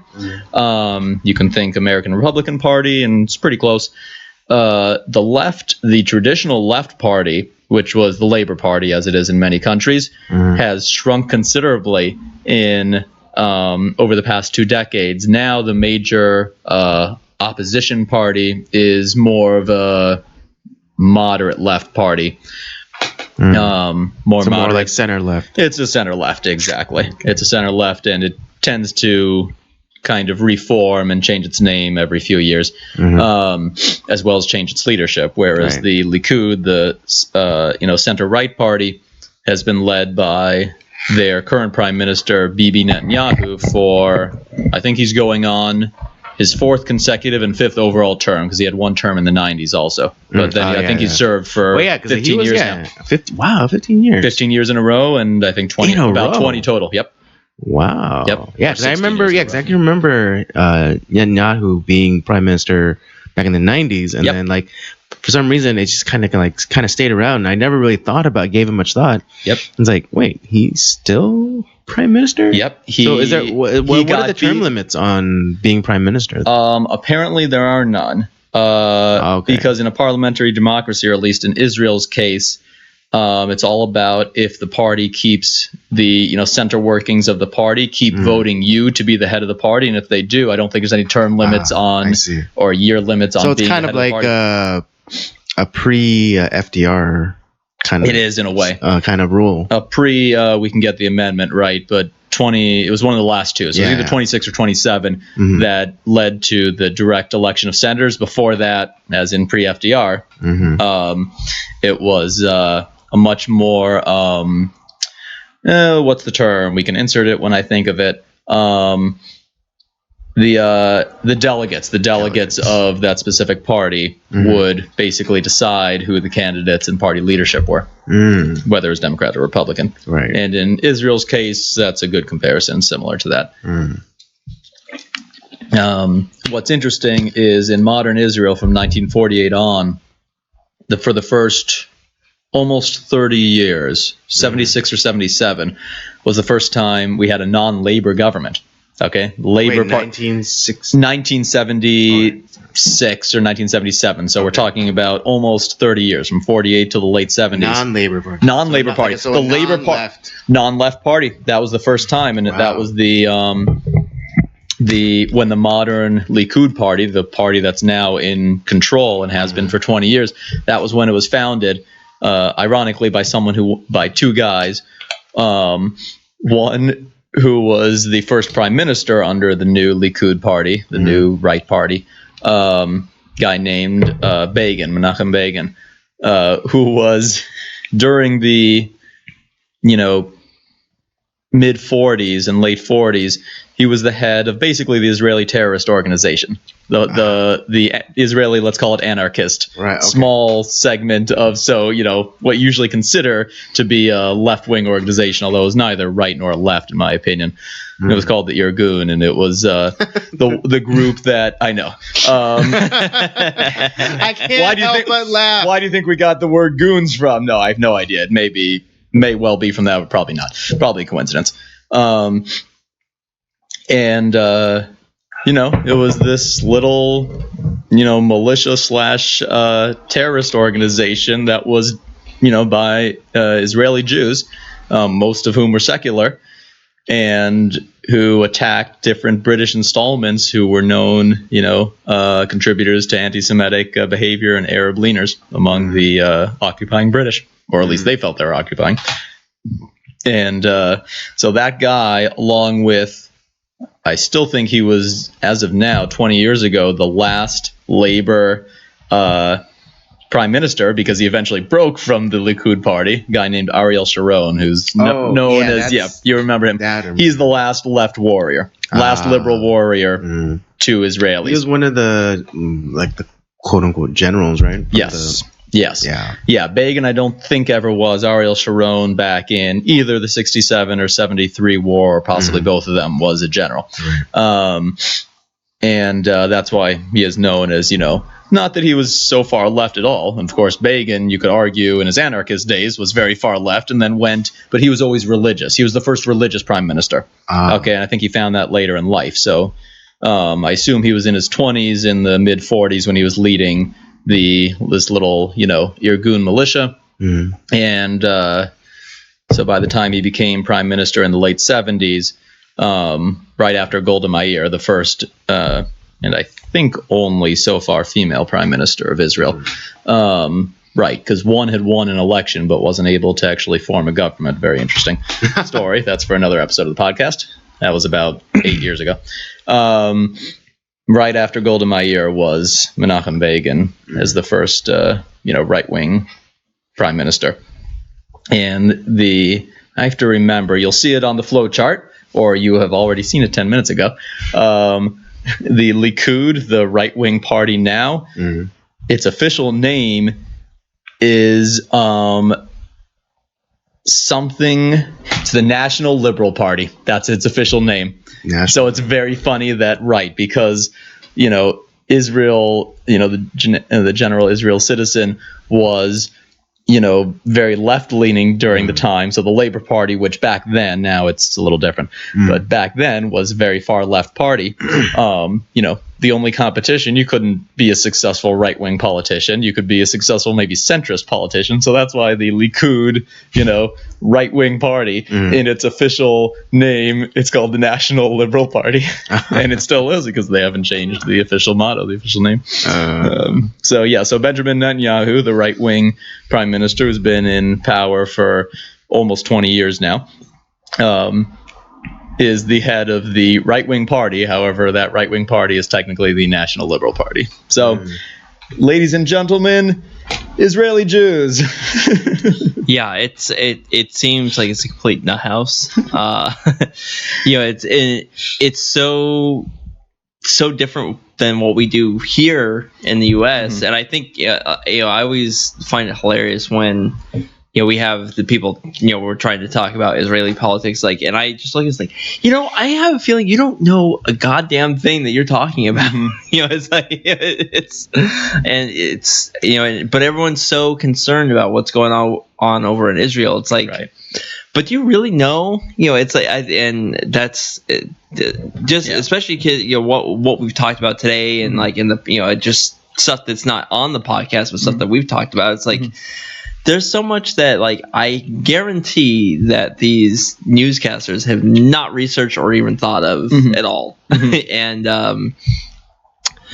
but to that point, I with all the stuff that we've talked about, I've always been I don't think I've ever directly asked you, but what are, obviously there's a lot of talk, a lot of Jewish sentiment recently, in a lot of ways. We have some people in our political times in America that clearly do not like Jews. Right. Whether they admit it or not, or whether they even admit it to themselves, which is we have the United Nations, who has pretty much been anti-Israel since pretty much its beginning. Yeah. The League of Nations pretty much couldn't stand the Jews. What are your thoughts currently about that? Is there anything that concerns you? What are your thoughts? I'm because I don't think I've ever asked you this. No, it's an interesting question, and my thoughts are, I try to keep them open, and I think they are, in that there are no easy answers even to the questions you're asking about. What are my thoughts, let alone what are the solutions? Anti-Semitism, which is basically means Jewish hatred, has been around as long as Jews. Okay, as long as Judaism has been around, for 5,000 years, anti-Semitism has been around, and many people disagree with me, and that's perfectly fine. And I'm not going to make the case or the argument for it, but it starts way back in Egypt, and it just keeps on and going. even Mesopotamia before that. Whether Jews were the first monotheistic religion or not, it was clearly the first that was powerful enough and survived, and that made an impression and scared a lot of the polytheistic religions that preceded it. Right. And it's just the natural fear of the other, xenophobia, which that is the definition of xenophobia. But I don't even really mean it in the sense that, xenophobia these days, the first definition most people think is anti-immigrant. And I don't really mean it by that. I literally mean the actual definition of xenophobia, which is just fear of the other or fear of the stranger. Mm-hmm. Okay. And, it's a natural, it's a biological sentiment in people that, you're going to be suspicious of people who you don't know when you first meet them. Okay. Yeah, that's just common. It's a biological concept. It's a positive evolutionary concept, because if you're a little too, warm and welcoming to strangers, stab. It may not, but it may come back to haunt you. And even if it benefits you because the strangers, become your friends, 9 times in a row, the 10th one who you invite in your house may well stab you, and it only takes one. So that's why this is an ingrained biological, factor in human life to be, a little bit xenophobic. Okay, it just is. It's kept us alive from the days of cavemen, etc. Exactly. And this anti-Semitism is a version of xenophobia, especially when the ancient Jews, whatever their exact beliefs were, doesn't really matter. Clearly, they were so far away from the, many gods and child sacrifice, which was prominent in almost all ancient Mesopotamian religions. Yeah. Mm-hmm. And the Jews were clearly one of, if not the first, to say not only is this not acceptable, or not only are we not going to do this, but this is completely evil. This is completely evil, this child sacrifice, whether you're sacrificing it to a deity or just sacrificing to placate a rival or whatever, or sacrificing your son if you're the king to make sure that he doesn't, kill you before your time on the throne is done. For any of those reasons, the ancient Jews apparently decided, I think it was a good decision overall, because, hey, we've survived and those other ancient Mesopotamian religions have not, for the most part. You're not saying. You don't say. You can argue Zoroastrianism might be close to as old, and that has survived in a very small pocket of the population. But anyway. Even like the Egyptians, and like that one king that's broke off, like, what was it? I forget what his name is, but he went and set up his own kingdom, monotheistic. And the priests were like freaked out. It's like, oh crap! Sounds like Akhenaten. Yeah, that's right. Who was decided to change the main god. Yeah, and he moved the capital. One monotheistic sun god. Yeah, and then he moved the capital of Egypt. The old sun god before Ra. Yep. Exactly. Yep. Right. Yep. That was Akhenaten. And so Yep. Right. I forgot his name too, but now it was something. It's basically King Tut's daddy. Right. I think that is. Yep. I think that's who that was. Right. Yeah. Because Tutankhamun, King Tut is Tutankhamun, he changed it back after realizing his father's mistakes. I was like, oh, dang, my daddy messed up. The suffix is Amun, which is Amun-Ra. Yeah. So it changed it back to the previous, Ra and the multitude of normal deities, right? From Aten, who was the other basically more the sun monotheistic sun god. Right, exactly. Yep, I think that's right. So you can see how much people freaked out. So to answer your question, that was an important part. the anti-Semitism is always on the minds of Jews. It may be, more subconsciously there, but it's always on the minds of Jews. Secular Jews, religious Jews, Israeli Jews, international Jews, American, doesn't matter.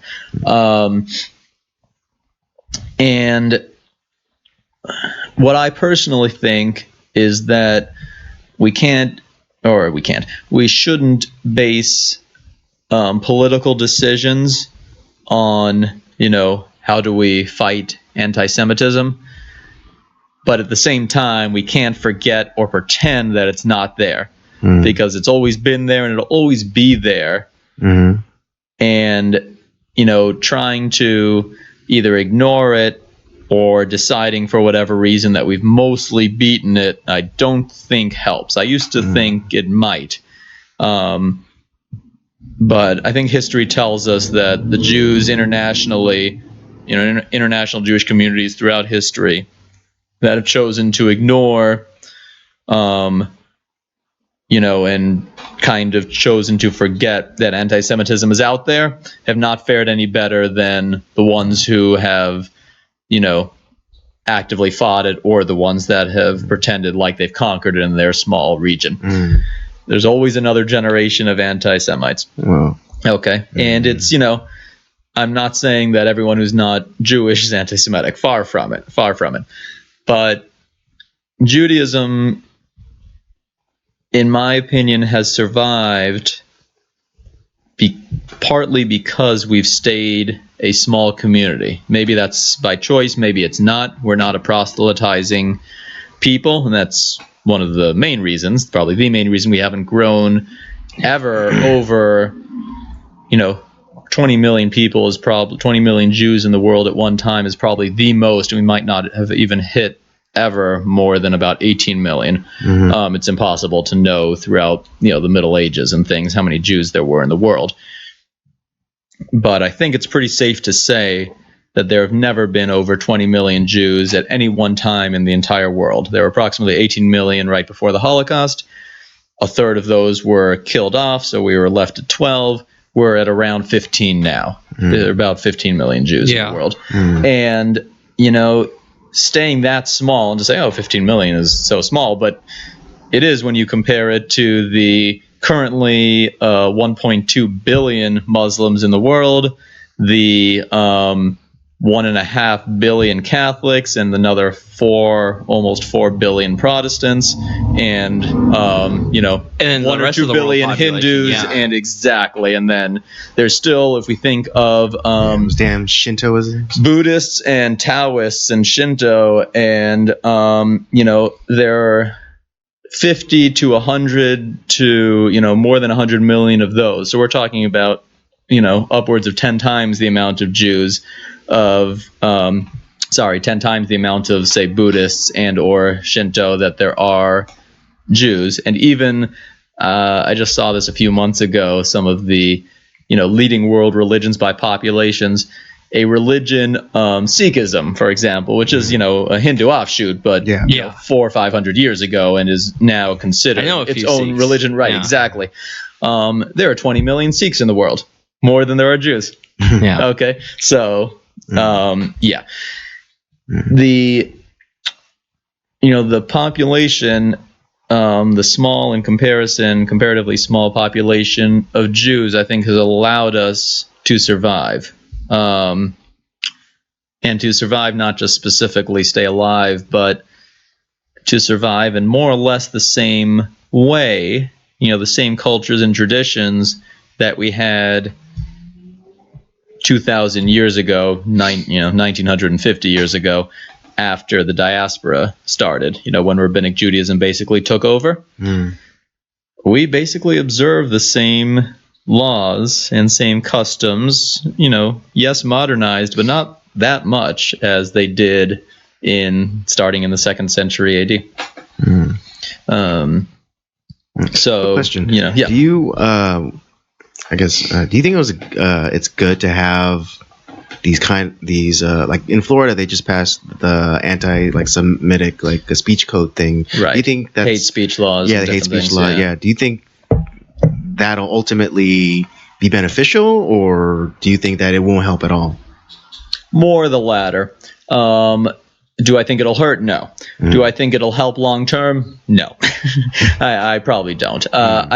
That's kind of the point that I'm going around and slowly trying to make. I don't think there's much, and it's taken me a while to decide this, but I don't think there's much, if anything, that we can do to completely get rid of anti-Semitism.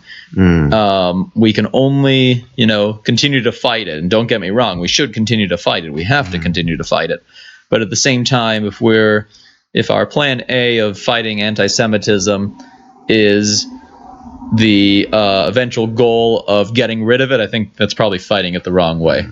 Right, because I think it's wholly counterintuitive to say that you can't make fun of somebody, or even because a lot of times you might bring up something and then it just so happy you might not have any idea, and it turns out that person's Jewish, so then all of a sudden it's characterized as being anti-Semitic. It's well, I didn't even know he was a Jew, or I didn't know she was a Jew, so how is that anti-Semitic when I didn't even know she was Jewish or whatever.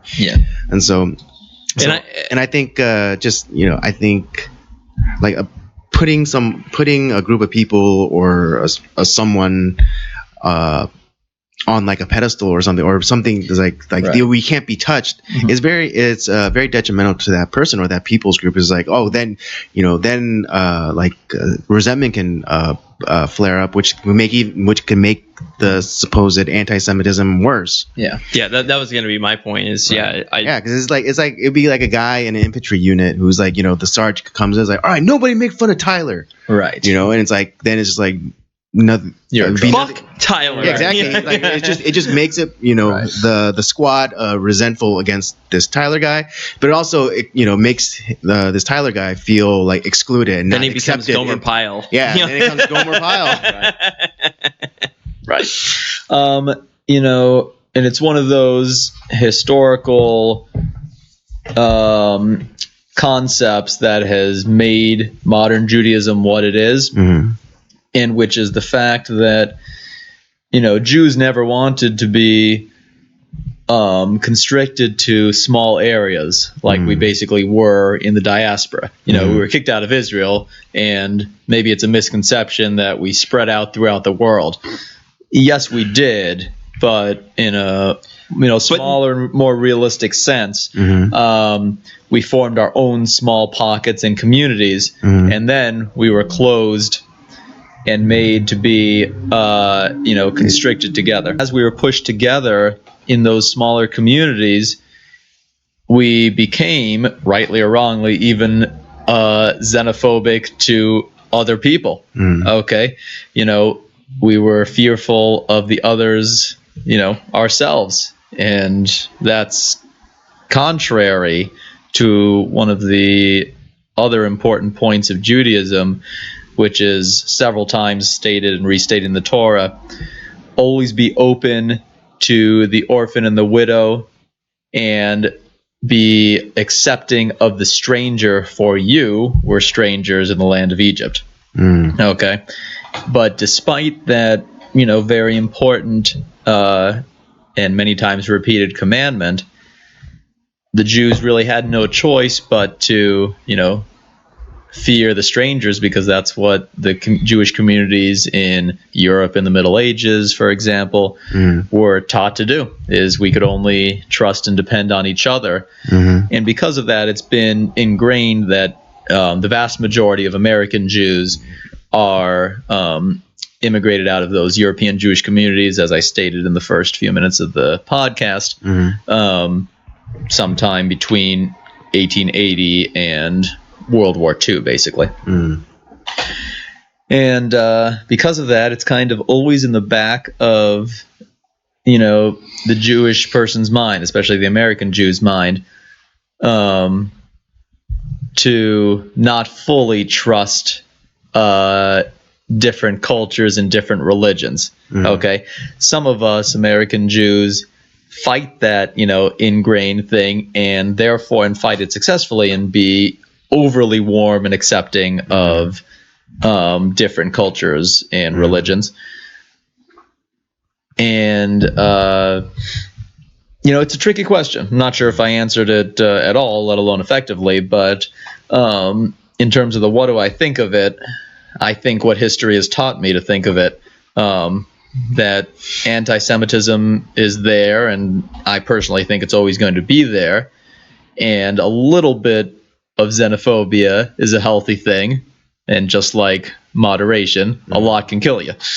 Right. Oh, yeah, that's true. And kill you as a culture. Yeah. I mean, you look at even from the scriptures itself. I mean, it's like just in the Old Testament, it's like it's all over the place. You see it in Egypt, you see it in with the Babylonians, the Assyrians, and in New Testament you kind of see it with the Romans and Greek. And if you read the intertestamental works, obviously the Greeks were there. They were fucking with the Jews, and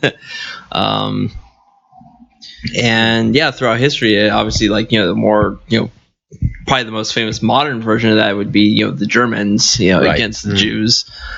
So like you said, it's unfortunately a time-honored tradition to hate on and kick out the Jews, because let's make them the scapegoats and make them really the evil is ones. time-honored. And one of these days I'll write a book, or at least a paper on, I'm glad you mentioned the term scapegoat, that it's the Jews, or at least the Hebrew languages, ancient Hebrew, it's the fault of the ancient Hebrew language that Jews are always made the scapegoat, mainly because the initial one of the biggest sacrifices that we do on Yom Kippur, our holiest day of the year, happens to be 2 goats. Right. Okay, one of which is sacrificed, and remember, guys, that the sacrifices of the Old Testament, if you realize that, well, Jews don't do that anymore, but what did we do to replace them? Well, the answer is prayer. Okay, all the prayers in the prayer book, those have taken the spots, sometimes directly, sometimes indirectly, those have taken the places of the old sacrifices.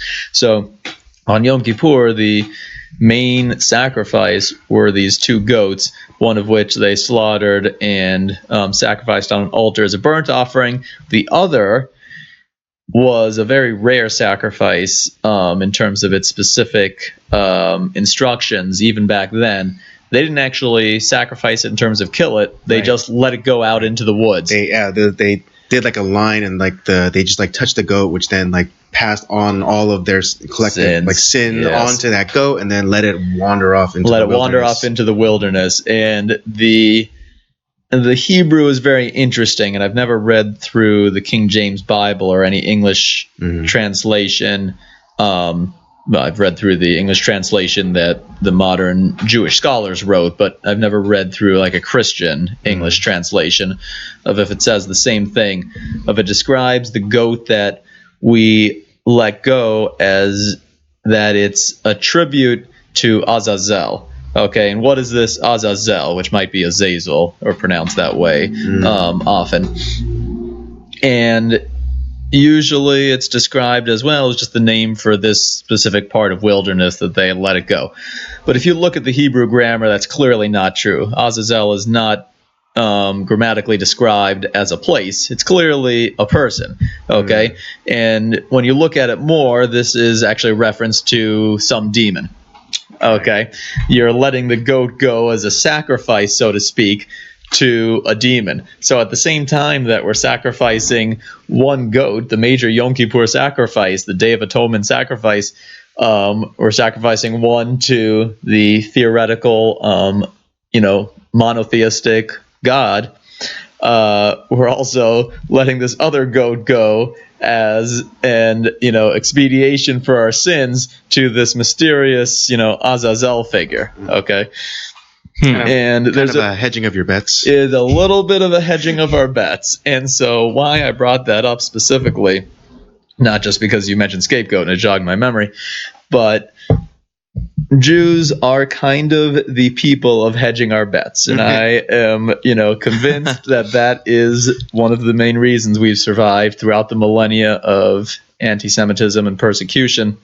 That we've always hedged our bets, basically by being a questioning, and yes, you can call it cynical if you want. That's fine. A bit of a cynical people, hope for the best, and expect the worst. Prepare for the worst, exactly. And it's the same principle of being a little xenophobic, trying to honor the biblical phrase of welcoming the orphan and the widow and the stranger, because we were strangers at one time and many times. But at the same time being a little wary of the other. Okay. Yeah, it's an interesting culture. An interesting religion. I could say it's an interesting religion and an even more interesting culture, but yeah.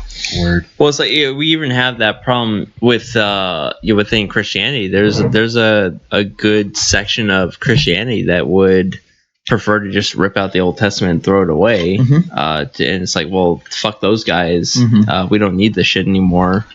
And I always find it funny when there's Christians who are anti-Semitic. It's like, that the God that we worship, right? He's a Jew. I always your found Lord that is a Jew. Yeah. Always found that. In fact, the only perfect Jew that there are. Right. Yeah. I know the only Jew that can literally claim that they are perfect. And don't you want to be more like him? Don't you want to be more Jewish? Oh, sorry. Yeah, I went a little farther. Well, and then even we didn't dive into this. Maybe that'll be another time where we talk about because there is a lot of especially in the early church, there was a lot of debate on not necessarily for there was a debate of do Gentiles have to follow the Mosaic law to be real Christians? Right. And that was a whole thing, and it's something I've always been curious, and definitely a whole topic for another episode. That is. What did you do with the rest of the Old Testament laws? I get that you got rid of that you don't do sacrifices anymore, because neither do we. But for example, we keep kosher and you guys don't, and I know the answer behind that because I've asked you before and you told me. Right. And there's a New Testament section or story. Well, it wasn't that but yeah. I mean, I'll do this as short as I can because this really could be a whole podcast in itself. There's a lot of other Old Testament laws. But the idea of the I think and we're at Dad is calling. You guys continue. Okay, so sorry. We'll continue. Since Andy's gone, we can actually talk a little bit longer. Now we can talk about Andy. Exactly. Yeah, fuck Andy. Yeah. No, the reason that I wouldn't say that because what Jesus says is that I didn't come to abolish the law; I came to fulfill the law. And so it's not that we're like the Ten Commandments, all a lot of the other laws or the festivals. We're not just balling that up and fuck that shit. Yeah, we're gonna do something else. Yeah. No, but it's we're honoring those things in a different way. Jesus Christ talks about because he was asked and kind of trying to they were always trying to trip him up, and one of the things is what's the greatest commandment? It's and it's the to honor your God, to first commandment. Yeah, the very first commandment. But the next one, which is also as equal, is to love your neighbor as yourself. Yeah. So it's and that's essentially not one of the 10 Commandments, by the way, boys and girls, but it's essentially that's the whole Mosaic law was essentially all this shit was about it was about honoring God and loving and honoring one another as ourselves. It was it was a godly thing and it was a person thing. Yep. So we weren't just okay, maybe we're not doing the letter of the law, but we were honoring the spirit of the law. That was the important thing. And with the festivals, all the the Yom Kippur, all those things, that the things that we were doing is and worshiping and honoring Christ, he fulfilled all those things. He was those things were always pointing towards him. And as Christians, by worshiping him and doing the things that we do, we are fulfilling those things. So it's kind of we're not throwing the Mosaic law or or all that stuff away and saying fuck that. We are, by worshiping Christ, we are and doing the things that he talks about. We're fulfilling the law along with him. We are connected to him in that way. So as Gentiles, it's we don't necessarily have to follow the Mosaic law, to be what's the word I'm looking for? To be godly, litigious. Well, yeah, that exactly. We're not we're not being litigious, but we are following the spirit of the law, what it was always meant. Because to me, the Mosaic Law, you look at it, it's like, who the hell is going to be able to follow all this? Like, because there's too many goddamn laws. Yep. There's like 360 some like laws that they had to follow. 613. Thank you. 613. Yeah, that's just by one person's count. Yeah. Yeah, and so no one's gonna fucking remember all that shit, and so you have to like remember it's like. The point of the law, and this is what Apostle Paul talks about, is like the point of the law was the point as to how sinful we were and how like fucked up we are. And when we look at this stuff, it's like it was to show us that like we need God to help. Like it's like we can't do this on our own.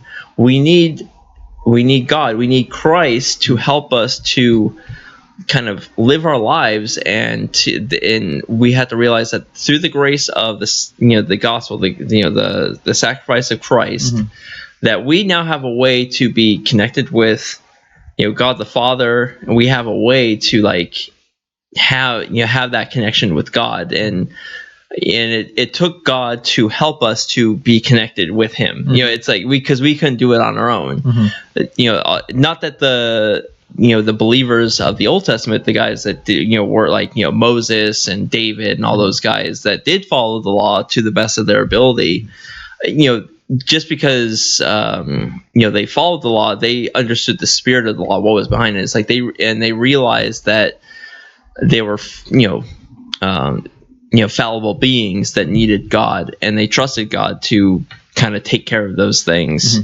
And the same thing where when Christ talks about throughout the Gospels, he's saying that it's like he's kind of gives all of those stories is where it's like these guys you may be following the letter of the law, but it's not just about that. Having the not just not committing adultery isn't enough. If you don't have the lust to for someone else's wife or whatever, then adultery doesn't matter. Like, you've already like nipped it in the bud before it even went down that rabbit trail, and you're already too late. So it's even like kind of, in a way, it's kind of like a hyper version of following the law, but it's what's in your heart, what's in your mind, and that, because that affects what you do. And that's, I would say, like, we're not, Christians don't throw away the Mosaic Law, but we do it in a different way. Yeah. Now, as far as the dietary stuff, like some of the, the more like day-to-day actions, the Sabbath stuff, there could be I could see there could be an argument. Like, I don't follow the dietary laws. Right. Well, the dietary laws, you told me once that there's I don't know if it's in one of the letters of the apostles, but I can't remember if it was even Paul or Peter, but it was one of the two, had a vision from God when he was... it was Peter, and that was in the Acts. It was in the book of Acts, Right. Who had a vision, here you can tell the story better than I can, but, he was invited to a feast and it had non-kosher food and lizards and whatever. Right. Well, he was given... Peter said, I can't eat this, and he hears God speak to him that says, am I not God? Am I not the one who decides what's clean and what's not? More or less that, Okay. The whole very story. Smart thing. God, I wish we had that in the Talmud, in our not equivalent in the New Testament, but we kind of Well, the whole story itself is kind of a beautiful kind of, because it leads into something else where, Peter is praying and he falls asleep on the the roof of this house, and he has that vision from God where God kind of like opens up like kind of like section of heaven and like releases it down. It has all these quote unquote unclean animals that it's like, and God commands him to eat of these things. It's like, God, I can't do that. These are not clean animals. It's like who are you to tell me, the one who created these animals, that they're unclean? Did you create the universe? Right. Did you create the universe? And that's a great and beautiful story from when you first told me that.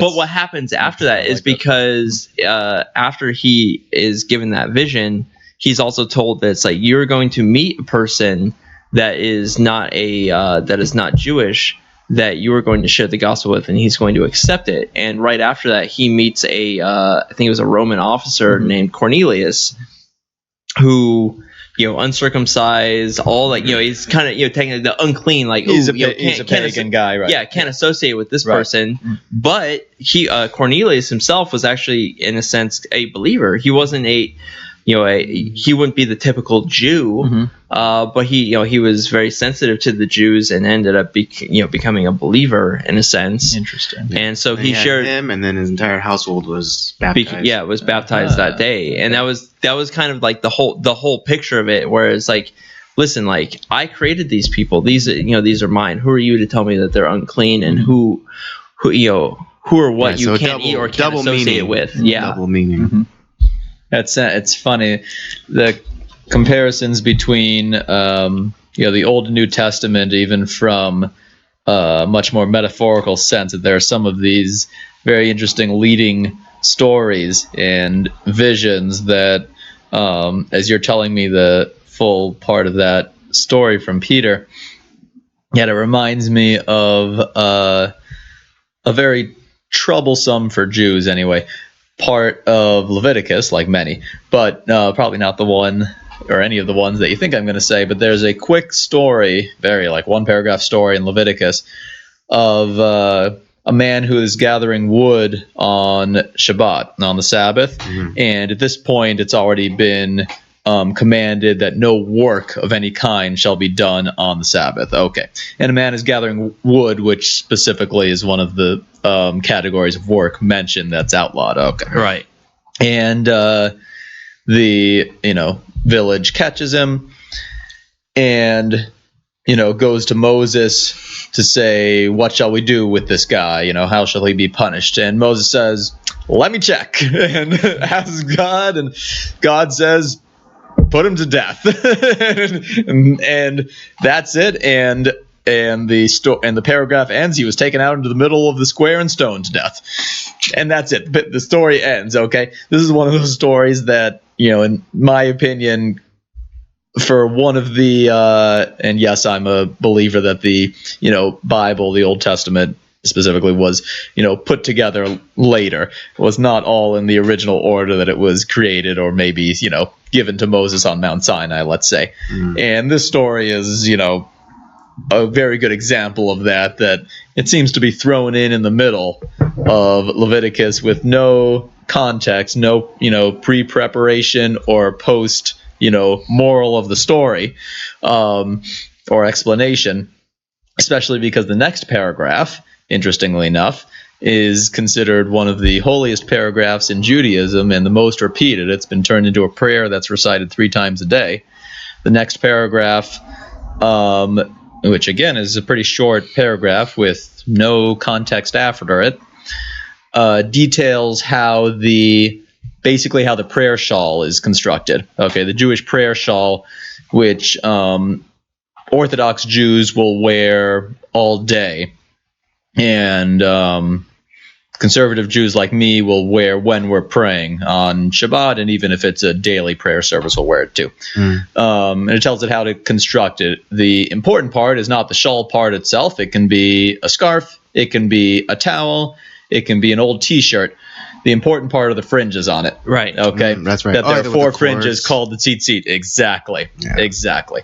And that word doesn't translate as fringes, but that's the most common kind of English word for it. Closest approximate.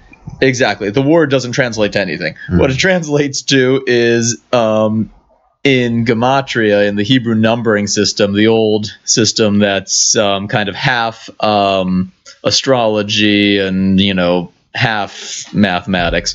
It's the number, the word tzitzit in Hebrew, the Hebrew letters that form that word, equal in gematria the number 613, the number of commandments. So in the Old Testament. And so, in the Torah specifically, although I think the point of the Torah, the Pentateuch, is that all 613 commandments in the Old Testament are in the Torah. I don't think there are any, at least from the Jewish point of view, in the latter 2 sections of the Old Testament. I think you're right on that. I'd have to check it, but I'm pretty sure it's 613 mitzvot in the Torah, in the Pentateuch, in other words. And that's a reminder, and that's why Orthodox people wear those fringes, usually just attached to a T-shirt, actually, all day, to remind them of those mitzvot, and that's why this paragraph that tells you how to construct it, and even what color to dye it in ancient days, is considered a very, important paragraph, because it's kind of a summation paragraph of the entire Torah and Jewish law. And the fact that it was, preceded by this very intriguing and short story of a severe punishment for a seemingly minor offense on Shabbat, kind of illustrates, in my opinion, the dichotomy of Judaism. That, the culture part versus the religious part. That you have, the religious part, and why at least in modern times, and even in the Middle Ages, the culture part always did and always will win out. Because it's just the part that's easier to stomach. Simple as that, okay? It's the part that's easier to stomach. In the previous paragraph, which this one about how to construct the tzitzit is connected to form that whole Shema prayer. The previous section is the main, you shall teach them the commandments to your children. And then it says another way to remember, metaphorically, the commandments by these tzitzit, these fringes that you wear.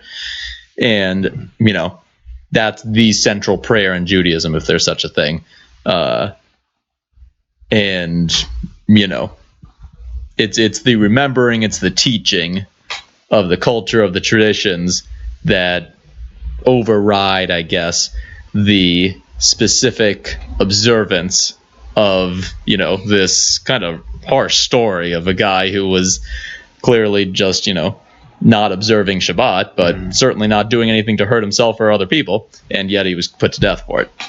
So that's that dichotomy. I think that I have to look into that a little bit more. Story illustrates, and this is one thing that Jews are not good at, is remembering, even rabbis, remembering specific chapters and verses in the Old Testament, because we, about 1,000 years ago, the rabbis at the time in Europe divided the Pentateuch specifically into 54 sections, and that's how we remember them. There's 5 chapters per section, give or take. Right.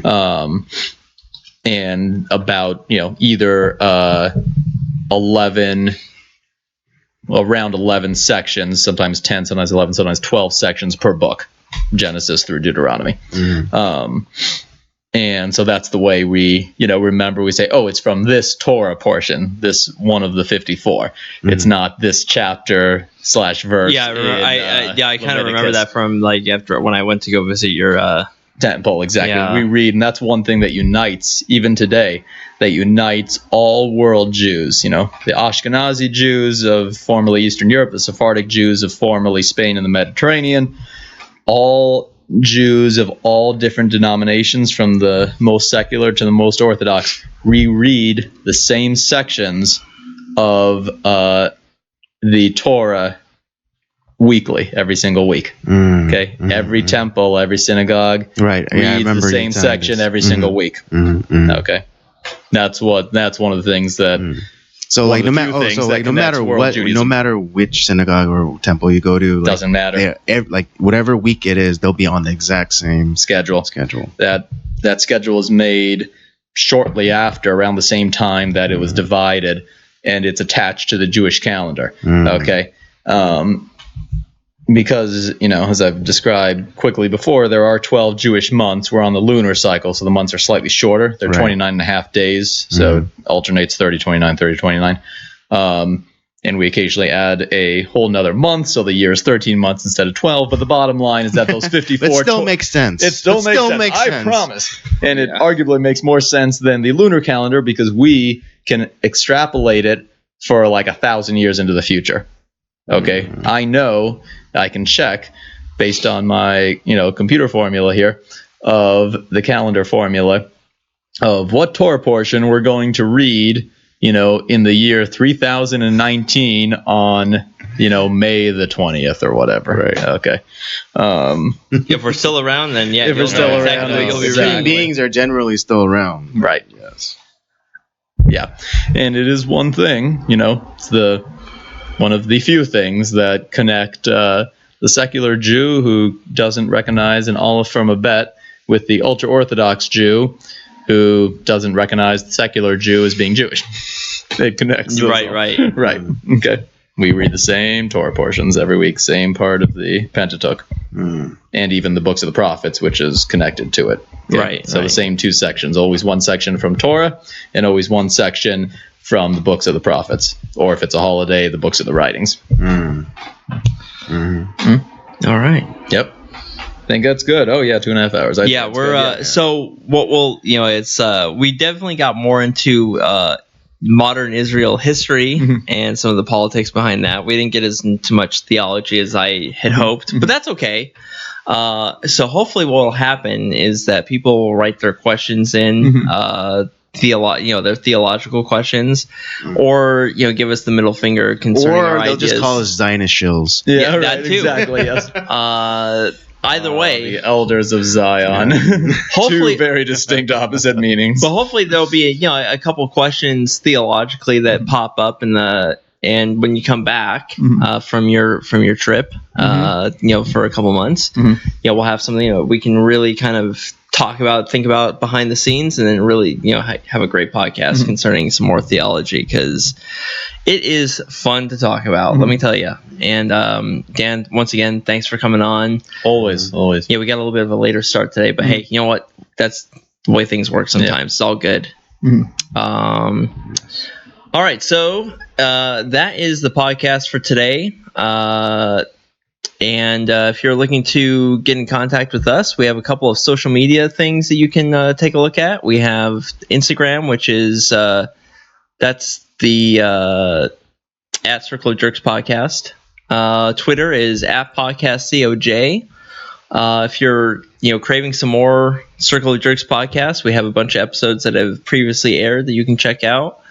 And we had our last guest was Eric. We talked about a lot about movies, so we have a lot of content from that podcast.